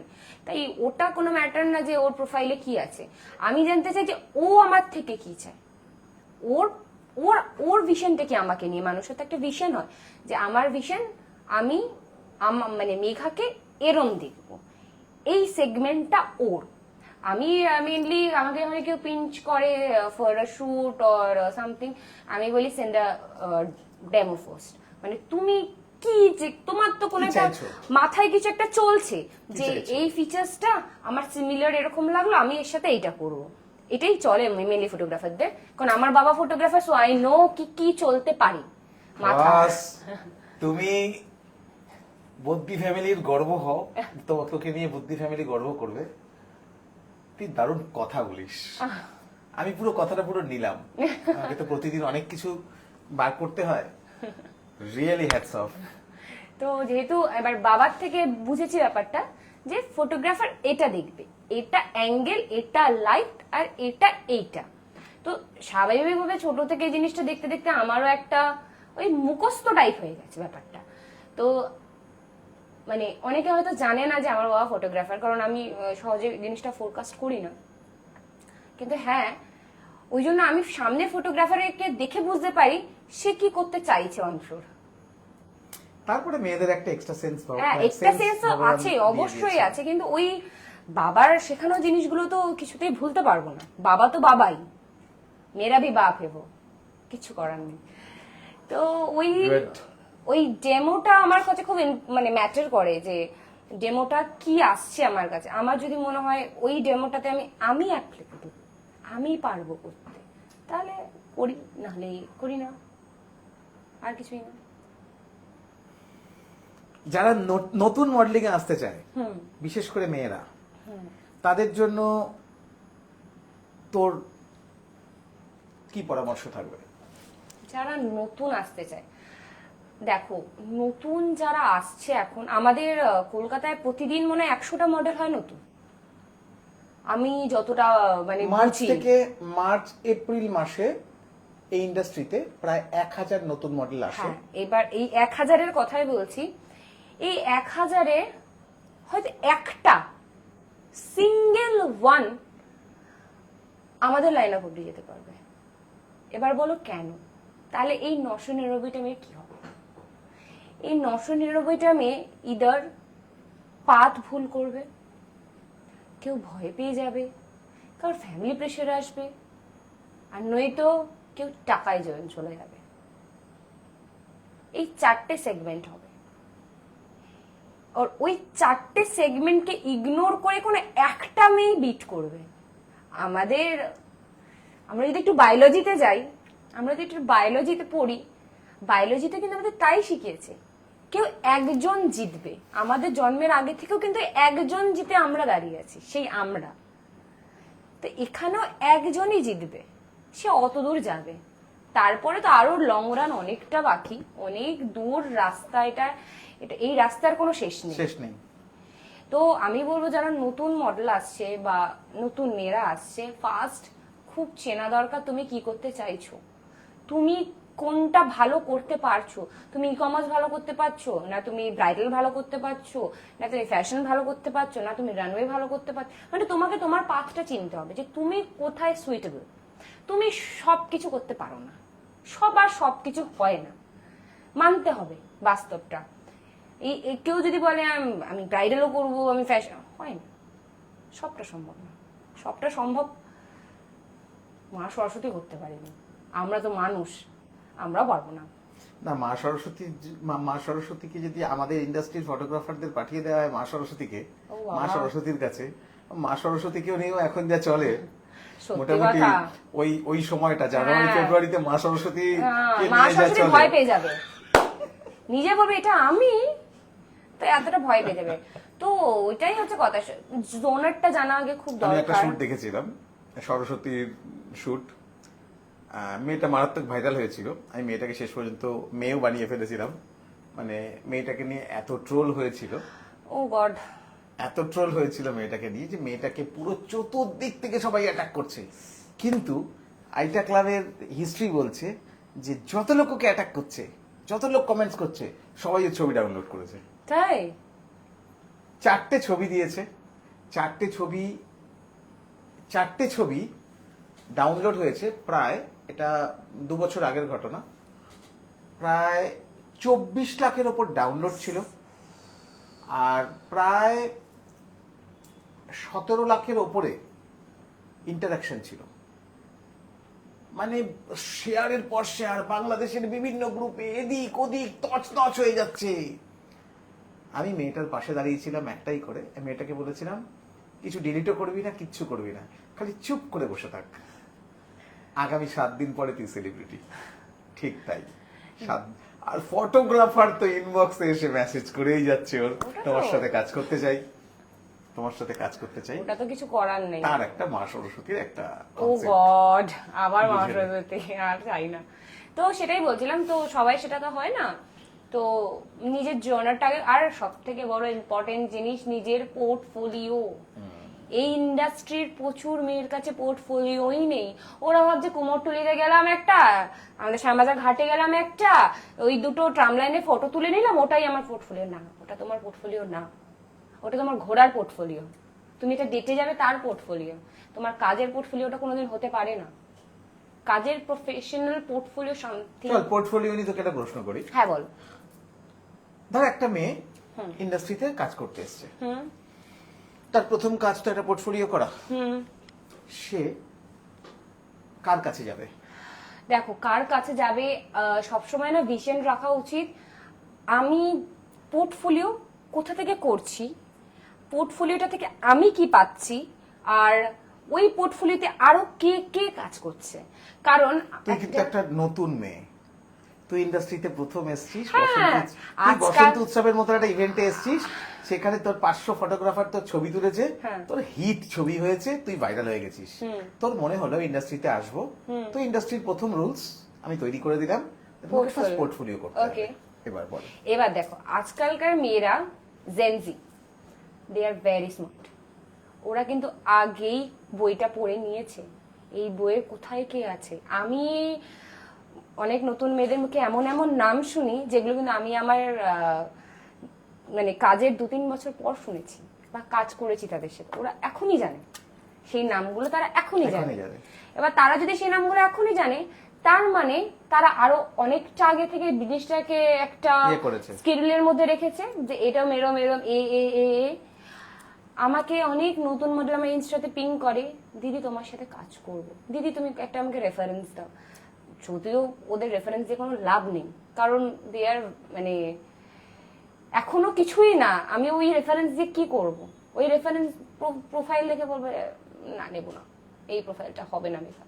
তার জন্য একটা পোর্টফোলিও দরকার, যে আমি এটা আমার এরম এরম এরম আসতে পারি, আমি আমার এরম এরম লুক হতে পারে, দ্যাটস ইট। এবার ও যেহেতু নতুন, আমার মনে হয় আমাদের ইন্ডাস্ট্রিতে মেন্টার আছে, কিন্তু এমন না যে মেন্টার নেই, মেন্টার আছে, এজেন্সি নেই, মেন্টার আছে। কিছু সিনিয়র স্মল মেন্টার আছে, তুমি মেন্টার আছো, এরকম অনেক মেন্টার আছে কিন্তু যারা ধর সে সঠিক মেন্টরের কাছে আসতে গিয়ে একটা বেঠিক হাতে পড়ে গেল, যেটা তুই কতদিন ধরে ইন্ডাস্ট্রিতে আছিস? Almost 5 years. 5 ইয়ার্স। আমি 13 বছর ধরে সেবা করছি। আমি এই 13 বছরের সেবাতে আমি দেখেছি 80% মেয়ে বেটি খাতে পড়ে যায়। হ্যাঁ, 30, 35, 40 হাজার টাকা তাদের থেকে চাওয়া হয়, এবং না পারলে, টাকা না পারলে তাকে আমাদের ইন্ডাস্ট্রিতে তো একটাই কমন ওয়ার্ড আছে। হ্যাঁ, এবার এই কথাটা তোমাকে বলছি, একটা কথা বলি যদি, আমরা মেয়ে, আমরা খুব মূল্যবান একটা জিনিস সোসাইটির কাছে, ঠিক আছে? আমাদেরকে নিজেদের বুঝতে হবে কোনটা হ্যাঁ আর কোনটা না। এটা আমাদের বিচক্ষণতা যে আমরা কোনটাতে হ্যাঁ বলবো আর কোনটাতে না বলবো। মুখের উপর হ্যাঁ বলতে হবে, মুখের উপর না বলতে হবে, ওটা সবার আগে শিখতে হবে। পোর্টফোলিও তো পরেও হয়ে যাবে তোমার। তোমাকে যখন কেউ কোনো অপ্রয়োজনীয় জিনিস বলছে বা তার জন্য ইনসিস্ট করছে, তোমাকে না বলতে শিখতে হবে যে না, আই কান্ট। যতক্ষণ না তুমি এটা শিখবে হবে না। তোমার এটা পোর্টফোলিও করে দিলে চলো এই জিনিসটার বদলে, তাতে লাভ। একটা সিনিয়র মোস্ট ফটোগ্রাফারের কাছে সে পৌঁছতে পেরেছে পোর্টফোলিওর জন্য, সে 35,000 চেয়েছে। মেয়েটার কাছে 35,000 দেওয়ার মতন ক্ষমতা নেই। মেয়েটার কাছে ম্যাক্সিমাম 5,000 টাকা দেওয়ার ক্ষমতা আছে। সেই মেয়েটাকে বলা হলো যে তাহলে তো তোমাকে কম্প্রোমাইজ করতে হবে। মেয়েটা বলল আমি তো কম্প্রোমাইজ করতে পারবো না। আর মেয়েটা বলল ওকে স্যার। সেক্ষেত্রেও দেখা যায় 5,000 টাকাও গেছে, কম্প্রোমাইজও একাধিকবার কম্প্রোমাইজ হয়েছে, ছবি পাইনি, ইন্ডাস্ট্রিতে কাজ পাওয়া তো দূর কি বাত। এবার তোমাকে একটা কথা বাট বলি, সেই মানুষটা কিন্তু সিনিয়র মোস্ট এমন, তাকে সে কোন রকম ভাবে অ্যাটাক করতে পারবে না, ডিস্টার্ব করতে পারবে না, শুধু তার কাছে কান্না ছাড়া, কাঁদা ছাড়া, হাত জোর করা ছাড়া। এবার তোমাকে একটা যেটি কথা বলি, এই কথার এগেনস্টে মোস্ট সিনিয়র কেউ যদি এরকম করে, প্রথম কথা মোস্ট সিনিয়র কিন্তু এই জিনিসটা করে না। ফার্স্ট, মোস্ট সিনিয়রদের নিজেদের ইমেজের একটা আলাদা ভয় থাকে যে আমার ইমেজটা এইটা হতে পারে, ইমেজটা এরম ভাবে হঠাৎ করে ভেঙে যেতে পারে একটা তাসের মতন। মোস্ট সিনিয়র কিন্তু সহজে জিনিসটা করে না। আর দ্বিতীয় কথা, যদি করলো, এটাই ধরলাম, সেই ক্ষেত্রে দেখো যেটি ওই যে একটা কথা বললাম, আমরা খুব মূল্যবান, আমাদের বুঝতে হবে আমাদের প্রায়োরিটি। একটা পোর্টফোলিওর এগেনস্টে আই ডোন্ট থিংক সো এটা করা উচিত। এবার এবার ধরলাম সে করলো, চলো, লাভ কি হলো? এই যে বললাম খানিক করে তো নিল, লাভটা হলো? হলো না। তাহলে যে জিনিসটা করে আমার কোনো লাভ হলো না, সেই জিনিসটা করার মানে? কাজটা করার আগে তো সে তো লাভ ক্ষতি বুঝতে পারছে না। ওটাই তো বললাম, মেয়েকে বুঝতে হবে। এই যে বোঝার যে ক্ষমতাটা, এটাই 80% কেসে দেখা যায় এই বোঝার ক্ষমতাটাই বাচ্চারা হারিয়ে ফেলে। কারণ তাদের মধ্যে একটা ওই Instagram, Facebook, social media reveal হওয়া, ভাইরাল হওয়া চক্করে তাদের মাথার মধ্যে এমন একটা অ্যাটাক সিস্টেম আসে যে তাদের যেন প্রকারেণ মডেল হতে হবে। দেখো সেরম হয় না। ওরম আমি তোকে এর আগে বললাম না, হার্ডওয়ার্ক। ওই সিনিয়র সেই সিনিয়র মোস্ট সিনিয়র তুমি যারা বলছো, হয়তো সেই আমি একজনের কথা, আমি না, আমি বলছি, মানুষের কথা আমি বলছি, একাধিক মানুষের আমি কথা তোমাকে বলছি, তুই ধর যে সিনিয়র বা মোস্ট সিনিয়র, সে হয়তো আমাদেরকে মেসেজ করে যে কাম ফর এ শুট, কই আমাদের তো সেটা বলতে পারছে না। সেই সাহসটা তো আমাদের নেই। সেই সাহসটা পর্যন্ত তুই যখন পৌঁছতে পারবি, যখন কেউ তোকে ফটোগ্রাফার তোকে নিজে অ্যাপ্রোচ করছে, তখন তোর সাথে একরকম কথা বলবে। তুই যখন কোনো ফটোগ্রাফারকে অ্যাপ্রোচ করছিস, আমি আপনার সঙ্গে শুট করতে চাই, তখন তোকে সে আরেক রকম করে কথা বলবে। না, আমি আমার লাইফে অনেক ফটোগ্রাফার। আর একটা কথা, তুই কখনো কোনো ফটোগ্রাফারকে তোর পোর্টফোলিওর ছবি দেখিয়ে খুশি করতে পারবি না। হ্যাঁ, দ্যাটস ট্রু। আমি কোনোদিন পারবো না। একমাত্র ওয়ার্কফোলিওই তোমাকে খুশি করতে পারে। পোর্টফোলিও কোনোদিন খুশি, ওয়ার্কফোলিও ওটা। আর যদি নাম বলে দিলি কে কার হাত দিয়ে পোর্টফোলিও করেছিস, তাহলে তো খুদ বেরোবেই, তাহলে তো খুদ হাজারখানা বার করে হ্যাঁ দেবে। হ্যাঁ হ্যাঁ হ্যাঁ হ্যাঁ, আমিও মানছি। ওয়ার্কফোলিও একমাত্র হয় যে যেখান থেকে তুমি একটা ফটোগ্রাফারের একটা টেনশন পেতে পারো যে ও আচ্ছা, ও এই কাজটা করেছে, বা ও এই ব্র্যান্ডকে কোলাবোরেশন করেছে, বা এরম আমারও আছে। আমি যখন আমার ন্যাশনাল টিভিসি করেছি, তখন আমার সাথেও এই জিনিসটা হয়েছে। তো এটাই হয়, যেমন আমার হিরোর টিভিসিটা আমার করা লাস্ট ইয়ারে, হিরো বাইকের, তো সেটাই হয়। কিন্তু ওই যে বললাম, আমিও প্রচুর ফটোগ্রাফারকে আমার লাইফে পিং করেছি, করতেই হবে, একদম করতে হবে। হ্যাঁ করতেই হবে। আমিও করেছি, আমাকে যেমন করেছে আমিও করেছি। যেমন আমার এর কাজ পছন্দ, আমি পিং করেছি, কিন্তু আমার কিন্তু কোনোদিন কাউর থেকে কোনো নেগেটিভ ভাইব্রেশন আসেনি। এবার জানি না কেন আমাকে ভয় পায়, আমাকে এত ভয় পেয়েছে, বা আমার অ্যাটিটিউড লুকটাই ওরকম যে আমাকে বলতে পারিনি, যে মনে হয়েছে এই মেয়েটা তো একটু অন্য লাইনের, অন্য অন্য পথে হাঁটে, মাথা খারাপ মনে হচ্ছে, একে বলা যাবে না, তাই জন্য হয়তো বলিনি। কিন্তু আমার কাছে কিন্তু দেখো একটা কথা বলি যেটি, আমি কিভাবে নিজেকে প্রেজেন্ট করব আমার দায়িত্ব, আমার সম্পূর্ণ নিজের দায়িত্ব। ওইটাই সামনের মানুষকে বুঝিয়ে দেয় যে তুমি কি করতে পারবে। একই সাথে আমরা 3টে মেয়ে অডিশন দেবো, আমাকে কিন্তু কেউ কিছু বলবে না। আমি জানি ওই 2টো মেয়ে একটু এদিক ওদিক হলে ওকে বলে দেবে, আমাকে বার করে দেবো, ওদের বলে দেবে, কিন্তু কাজটা আমিই করবো, কিন্তু ওদেরকে বলে দেবে। রামায়ণে কি লিখেছে দেখ, হ্যাঁ, রামায়ণের আগে লিখেছে রাজ চক্রবর্তী, লিখেছে you are really great administrator, thank you. Ramayani লিখেছে এক্সপ্লেইন করে দাও মডেলিং পোর্টফোলিও অ্যাকচুয়ালি কি, সেটা 90% জানে না, অ্যালংসাইড ইম্পর্টেন্স অফ পোলারয়েডস। ওকে, প্রথমে পোলারয়েডে আসি। আমাদের কাছে এক টোটাল 5 থেকে 7 মিনিট টাইম আছে, ম্যাক্সিমাম 10 মিনিট। হ্যাঁ, ঠিক আছে, তাহলে আমি খুব শর্টে বলছি, সবাইকে শর্টে বলছি, শর্টে বুঝবে সবাই, জেডিও শর্টে বুঝবে। পোলারয়েড আমাদের ক্যালকাটায় এখনো 90% লোক বোঝে না, তুলতে জানে না, দুটোই আছে। আমি এমন দেখেছি লেন্স পরে পোলারয়েড তুলছে, মানে কি করে পসিবল একটা মডেল লেন্স পরে পোলারয়েড তুলছে আমি জানি না, মানে সামনে যে তুলছে সে জানে না নাকি মডেল জানে না। ফার্স্ট আমি এটাও দেখেছি হালকা একটা বেস মেকআপ করে পোলারয়েড করছে, এটারও কোনো মানে নেই। পোলারয়েড মানে আমি র কেমন দেখতে, without makeup, hair and everything, সেটা আমি, সেটাই ব্র্যান্ড দেখে। ব্র্যান্ড দেখবে না, ব্র্যান্ড জানে তুমি মেকআপের পর সুন্দর, ব্র্যান্ড অলরেডি দেখে নিয়েছে, তারপর তোমায় বলছো তোমার প্রোডাক্ট পাঠাতে যে তুমি কেমন, কারণ তার উপরে ব্র্যান্ড ভিশন করবে যে তোমাকে কেমন লাগতে পারে, তোমার লুক সেট হবে ওরম ভাবে। মানুষ এটা জানেই না যে পোলারয়েড কেন নেয়, কেন নেয় পোলারয়েড নেয় হচ্ছে লুক সেট করার জন্য, কারণ তাই সেই পোলারয়েড যাবে ডিজাইনারের কাছে, ডিজাইনার এক ধরনের লুক সেট করে দেবে, আর মেকআপ আর্টিস্ট এক ধরনের লুক সেট করবে, সেটা পুরো একটা মেশিনারি কাজ, সেটা হাতে পায়ে হয় না, তাদের পোলারয়েডই লাগে, মেকআপের ফটোতে হয় না, কারণ মেকআপের ফটোতে অনেক কিছু এদিক ওদিক হয়, অনেক কিছু হয়, যেটা পোলারয়েড র পিকচার। আধা ফটোগ্রাফারকে দেখে আমি এডিট করেও পোলারয়েড দেয়, আমি জানি না কেন, সাদাকে কালো করে দেয়, কালোকে আরো কালো করে দেয়, কি করে জানি না। আর আরেকটা কি বললেন রামায়ণী, ওই তো অ্যালংসাইড ইম্পর্টেন্স অফ পোলারয়েডটা হয়ে গেছে, অ্যালংসাইড বলে একটা অপশন বলেছে। লং সাইড বলতে জানি না, ঠিক আছে তুই যেটা কন্টিনিউ করছিস সেটাই কর। আর পোর্টফোলিওটা আমি বলে দিলাম কেন ইম্পর্টেন্ট, পোর্টফোলিওটা খুব ইম্পর্টেন্ট আমাদের কাজের জন্য, যে আমার আর পোর্টফোলিও মানুষের সবসময় আমি দেখেছি এক ধরনের করে না, কোনোদিন না, পোর্টফোলিও অ্যাটলিস্ট 3-4টে সেগমেন্টে করা উচিত, ইন্ডিয়ান, ওয়েস্টার্ন বা কিছু আরো 2-একটা look. Acting portfolio something another জিনিস, ওটা কিন্তু মডেলিং পোর্টফোলিওর সাথে কোনো কম্পারিজন নেই, ওটা কিন্তু আলাদা, ওটা হয় ক্যারেক্টার বেসিস, এইটা কিন্তু আলাদা, এটা হয় আউটফিট বেসিস।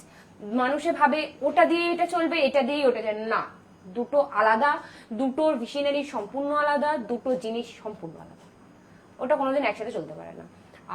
আর কি যদি, তবে এটা ঘটনা আমি এখনো অব্দি কখনো কোনোদিন কারুর থেকে এটা শুনিনি যে পোর্টফোলিও করা ছবি উল্টো দিকের ফটোগ্রাফার দেখে তাকে কাজ দিয়েছে, সবকিছুর পরেও তাকে বলবে তুমি তোমার এখন কি পড়ে আছো সেই ছবি পাঠাও। না, এটা ঠিকঠাক মানে আমাদের কলকাতার জন্য বলছি, আমি কলকাতার হাতে জন্য পড়লে এটা হয় না, মানে ঠিকঠাক জায়গায়, হাতটাই তো সমস্যা আমাদের এখানে, ঠিক হাতটাই তো সমস্যা, ঠিকঠাক হাতে বা ঠিকঠাক যদি পোর্টফোলিও তোমার কাছে থাকে, মানে একদম এক্সাক্ট এটা দরকার। ধরো তোমাকে টাইপ করলো send me your western outfit pictures বা পোর্টফোলিও, ওয়েস্টার্ন পোর্টফোলিও, তুমি তখন ওয়েস্টার্নটাই পাঠাও। আমি দেখেছি মানুষে বলেছে 4টে ফটো পাঠাতে, সে 20খানা ফটো পাঠিয়ে দিয়েছে। কেন? আচ্ছা তুই কোনটাকে প্রেফার করিস? কেউ যদি তোকে ছবি পাঠাতে বলে সেটা প্রেফার করিস, না ইনস্টাগ্রাম আইডি দেয়া প্রেফার করিস, যেখান থেকে তুমি সব রকম আমার কাজের, আমাকে ধরো কেউ বললো যে প্রোফাইল পাঠাতে, ফার্স্ট অফ অল আমি প্রোফাইল এমনিভাবে পাঠাই না, ইদার আমি গুগল ড্রাইভ লিংক দিই, আদারওয়াইজ আমি পিডিএফ দিই, বা কম কার্ড তো সাথে থাকে, এখানে মানুষ কম কার্ডও বোঝে না। আর একটা মিস্টেক, আমি একটা কম কার্ড পাঠিয়ে দিয়েছিলাম, আমাকে বলেছে এটা কি, আমি আমি অবাক হয়ে গেছিলাম যে কম কাট বোঝে না, মানে কম কাট বোঝে না। তখন আমি আমার বলছে না এরকম ভাবে হবে না, তুমি নর্মাল ফটো পাঠাও। আচ্ছা ঠিক আছে, তখন আমি বুঝলাম যে এখনো বাকি Knowledge আছে, নেই। চ্যাপ্টার অনেকটা বাকি আছে এদের। তো ইদার আমি গুগল ড্রাইভ লিঙ্ক করি বা পিডিএফ করি। PDF is the best thing, কারণ ওখানে তোমার মেজারমেন্ট, পিকচার, পিডিএফ এ কোনোদিন এক ধরনের পিকচার যায় না। পিডিএফ এ ট্র্যাডিশনাল ওয়েস্টার্ন মনোকিনি বা বিকিনি যারা করে বা সামথিং আদার্স কোনো কমার্শিয়াল সাইট থাকলে ই কমার্সের কোনো পিকচার সব একসাথে অ্যাটাচ করে একটা পিডিএফ তৈরি হয়।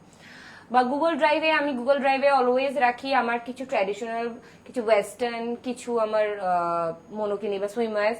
পোলারয়েড মেইনলি ফার্স্টে হয়, পোলারয়েড, দেন মাই মেজারমেন্ট। এটা যখনই তারা ক্লিক করবে পুরোটা আমার দেখে নিতে পারবে, ফাইন। বা রানওয়ে শোজে কোনোদিন রানওয়ের পোর্টফোলিও আলাদা হয়, শুটের পোর্টফোলিও আলাদা হয়, এটাও জানে না। দেখছি রানওয়ে বলছি, শুটের ফটো পাঠাচ্ছে। আরেকটা সমস্যা আরেকটা হয় যে তুমি যেটা বললে ইনস্টাগ্রামটা পাঠাতে প্রেফার করব না এটা, আমরা কলকাতায় থাকি, কলকাতার মানুষ ইনস্টাগ্রাম অব্দিও পৌঁছায়নি, তারা এখনো ফেসবুকেই আছে, তারা এখনো ফেসবুকেই আছে, ওখান থেকে আর বেরোতে পারছে না তারা। তো আমি নিজের মতন ফটো পাঠাই, সাবমিট করি, যখন দেখি বুঝতে পারছে না সামনের মানুষ, এটা বোঝা যায়, ওই টাইপিংয়েই বোঝা যায় যে সামনের মানুষ কি বুঝতে পারছে, কি বুঝতে পারছে আর কি বুঝতে পারছে না। তখন আমি বলি this is my Instagram link, you check my pictures or you check my Facebook, বলে ওখানে আমার ফেসবুক লিঙ্কটা দিয়ে দিই। তখন দেখে একটা আলাদা রিপ্লাই আসছে যে this is the date, how many changes, if I ask how many changes, এতটা চেঞ্জেস, এতগুলো আছে, এখানে হবে দ্য পেমেন্ট ডিটেলস। মানে আমি বুঝলাম তখন সে বুঝলো, তার আগে অব্দি সে বুঝতেই পারিনি মানে কি বলতে চাইছি। এই কমেন্টসটা তুই পড়। ইন্দ্রদীপ ক্রিয়েটিভিটি, ও এই জনরেতেই কাজ করে, আচ্ছা এটা তুই পড়। এক সেকেন্ড, আমি আমার রিক্সা থেকে বেরিয়ে গেছি। এই যে আমি এখানে দিলাম, হ্যাঁ। এটা পড়। What is the fine art and what is vulgarity? এটা ডিফারেন্সটা 99% বোঝে না, সেটা একটু ক্লিয়ার করে দিন প্লিজ। এই টার্মস গুলো না জেনে মডেলিং করতে এসে নিজেদেরকে প্রফেশনাল বলে কিভাবে দাবি করতে পারে? রাইট ইন্দ্রদীপ তো ইন্দ্রদীপ দা, তুমি একদম ঠিক কথা বলেছো, যেটা আমি একটু আগে লাইভে বলেছিলাম যে নিউড একটা আর্ট, যেটা একটা আর্টিস্ট প্রেজেন্ট করে ক্যামেরার সামনে। নিউড সম্পূর্ণ একটা আর্ট। আমি বাইরের অনেক মডেলের, ইন্টারন্যাশনালের আমি নিউড দেখেছি, কোনোদিন আমার মনে হয়নি সেটা নিউড, কারণ সেই জিনিসটা এত সুন্দরভাবে রিপ্রেজেন্ট করা ছিল, পুরোটাই রিপ্রেজেন্টের উপর। আর ভালগারিটি তখন হয়ে যায় যখন রিপ্রেজেন্টটা ভুলভাল হয়ে যায়, কারণ সেই সময় একটা মডেলের গায়ে জিরো আউটফিট, একটা মেয়ের গায়ে জিরো আউটফিট যখন থাকে, তখন সেই সময় একটা ফটোগ্রাফারের ক্রিয়েটিভিটি বোঝা যায়, সে কতটা দক্ষ বোঝা যায়। কারণ ভালগার তো যে কেউ করে দিতে পারে, আমি ফটোগ্রাফার না, আমি যদি এখন কিছু একটা তুলতে যাই সেটা ভালগারিটি হয়ে যাবে, আমি তো বুঝতে পারবো না জিনিসটা। আমি চেষ্টা করবো জিনিসটা না বোঝাটা, বাট স্টিল এটাই হবে।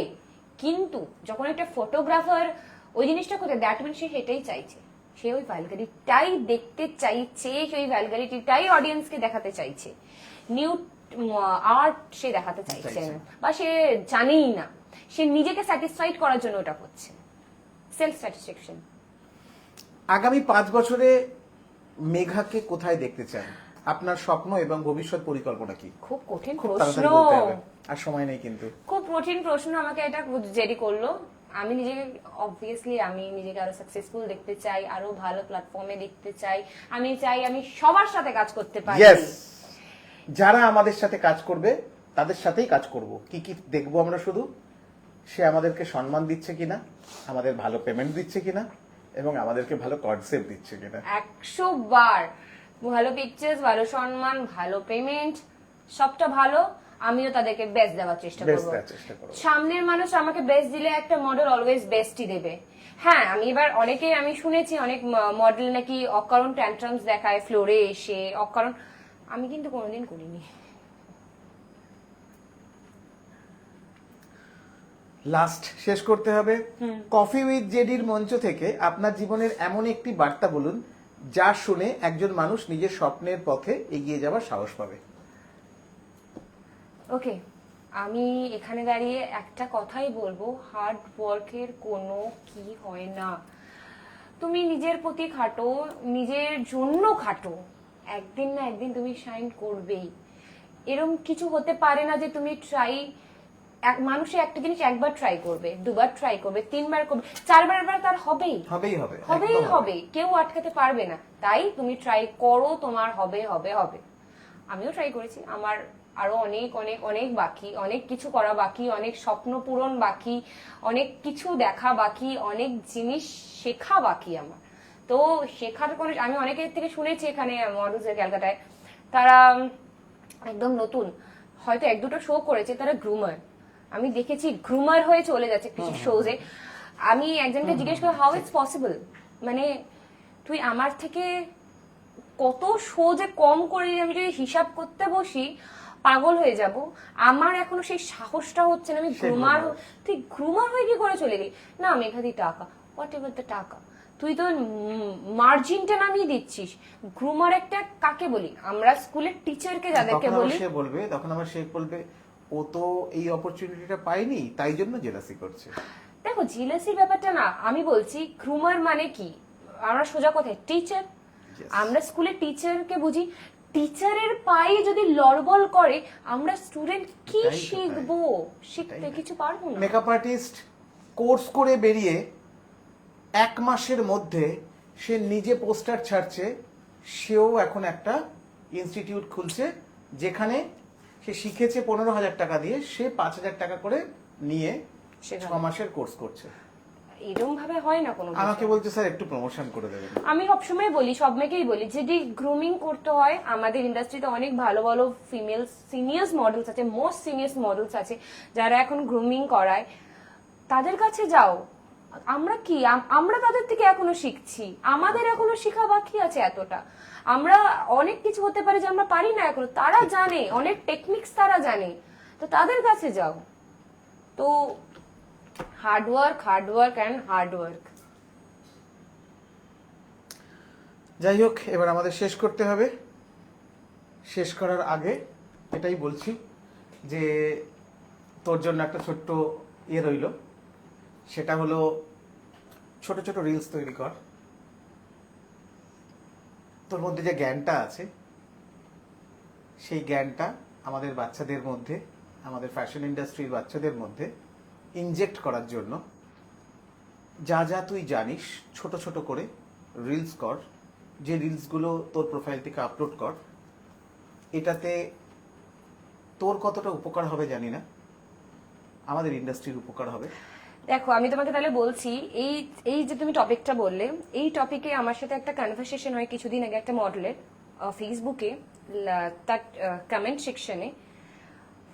ব্রাইডাল মডেল একটু ফেমাস ব্রাইডালের জন্য, কিন্তু ব্রাইডালের ফ্যাশন তো পুরোটা আলাদা।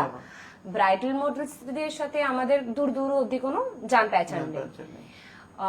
একজন মেকআপ আর্টিস্ট ছিল তার সাথে, সেও একটু ফেমাস, মানে দুজনেই ব্রাইডাল করে। সে একটা ভিডিও পোস্ট করেছিলাম, সেখানে দেখছি সে বলছে যে আমাকে যেটা পেমেন্ট দেওয়া হয় মেকআপ আর্টিস্ট দিয়ে বা ফটোগ্রাফার দিয়ে, সেটার মধ্যে ইনক্লুডিং আওয়ার লাঞ্চ মানে ফুড, সে 500 দিক বা 5,000 দিক। আমি ওখানে বলেছিলাম আর ইউ সিরিয়াস? তুমি এই কথাটা বলছো, ছোট বাচ্চাগুলো কি শিখবে যে ওই 500 টাকার মধ্যে তার লাঞ্চ হবে বা ফুড ডিপার্টমেন্ট হবে? না, তোমায় যে যখন বুক করছে সেটা তার দায়িত্ব, তোমাকে কি, সে তাকে কি দেবে তার দায়িত্ব, যে তারা তোমাকে কি লাঞ্চ করাবে বা কি খেতে চাইছো তুমি, সেটা তাদের, তোমার পেমেন্টের সাথে ওর কোনো লিঙ্ক নেই। এই জিনিসগুলো ভুল বলছো, কমিউনিটি ভুল জানছে। তোমাদের একটা ছোট ভিডিও কত বড় একটা বাজেট জিনিস আমাদের ইন্ডাস্ট্রির জন্য করতে পারে, তোমার কোনো আইডিয়া নেই। সবকিছুর জন্য বলবো, যতদিন না ইন্ডাস্ট্রিতে গ্রামার তৈরি হবে, যতদিন না আমাদের ইন্ডাস্ট্রির উপরে একটা ঘেরাটোপ তৈরি হবে, একটা সিরিয়াসনেস তৈরি হবে, বা একটা মেন্টর তৈরি হবে, অফিসিয়াল মেন্টর তৈরি হবে, ততদিন এই সাবজেক্টটা থেকে আমরা বেরোতে পারবো না। 100 বার। যাই হোক, আমাদেরকে শেষ করতে হবে, আমাদের সিস্টেম ব্লক হয়ে যায় 1 ঘন্টা 45 মিনিটে।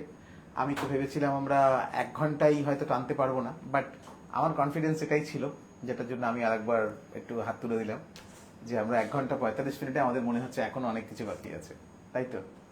যাই হোক, আবারও বলছি, কফি উইথ জেডিতে আসার জন্য কোনো পেমেন্ট করতে হয় না। কাউকে যদি বলা হয় কফি উইথ জেডিতে যাওয়ার জন্য 5,000 রুপিস দিতে হয়, তারা আপনাদেরকে ঠকানোর জন্য করছে। আর এটার জন্য কিন্তু হ্যাশট্যাগ জেডি স্যার কোনোভাবেই দায়ী থাকবে না। আমার এই প্রোগ্রামে আসার জন্য কাউকে কোনো পেমেন্ট কোনোদিন দিতে হয়নি, কোনোদিনও দিতে হবে না। Thank you very much.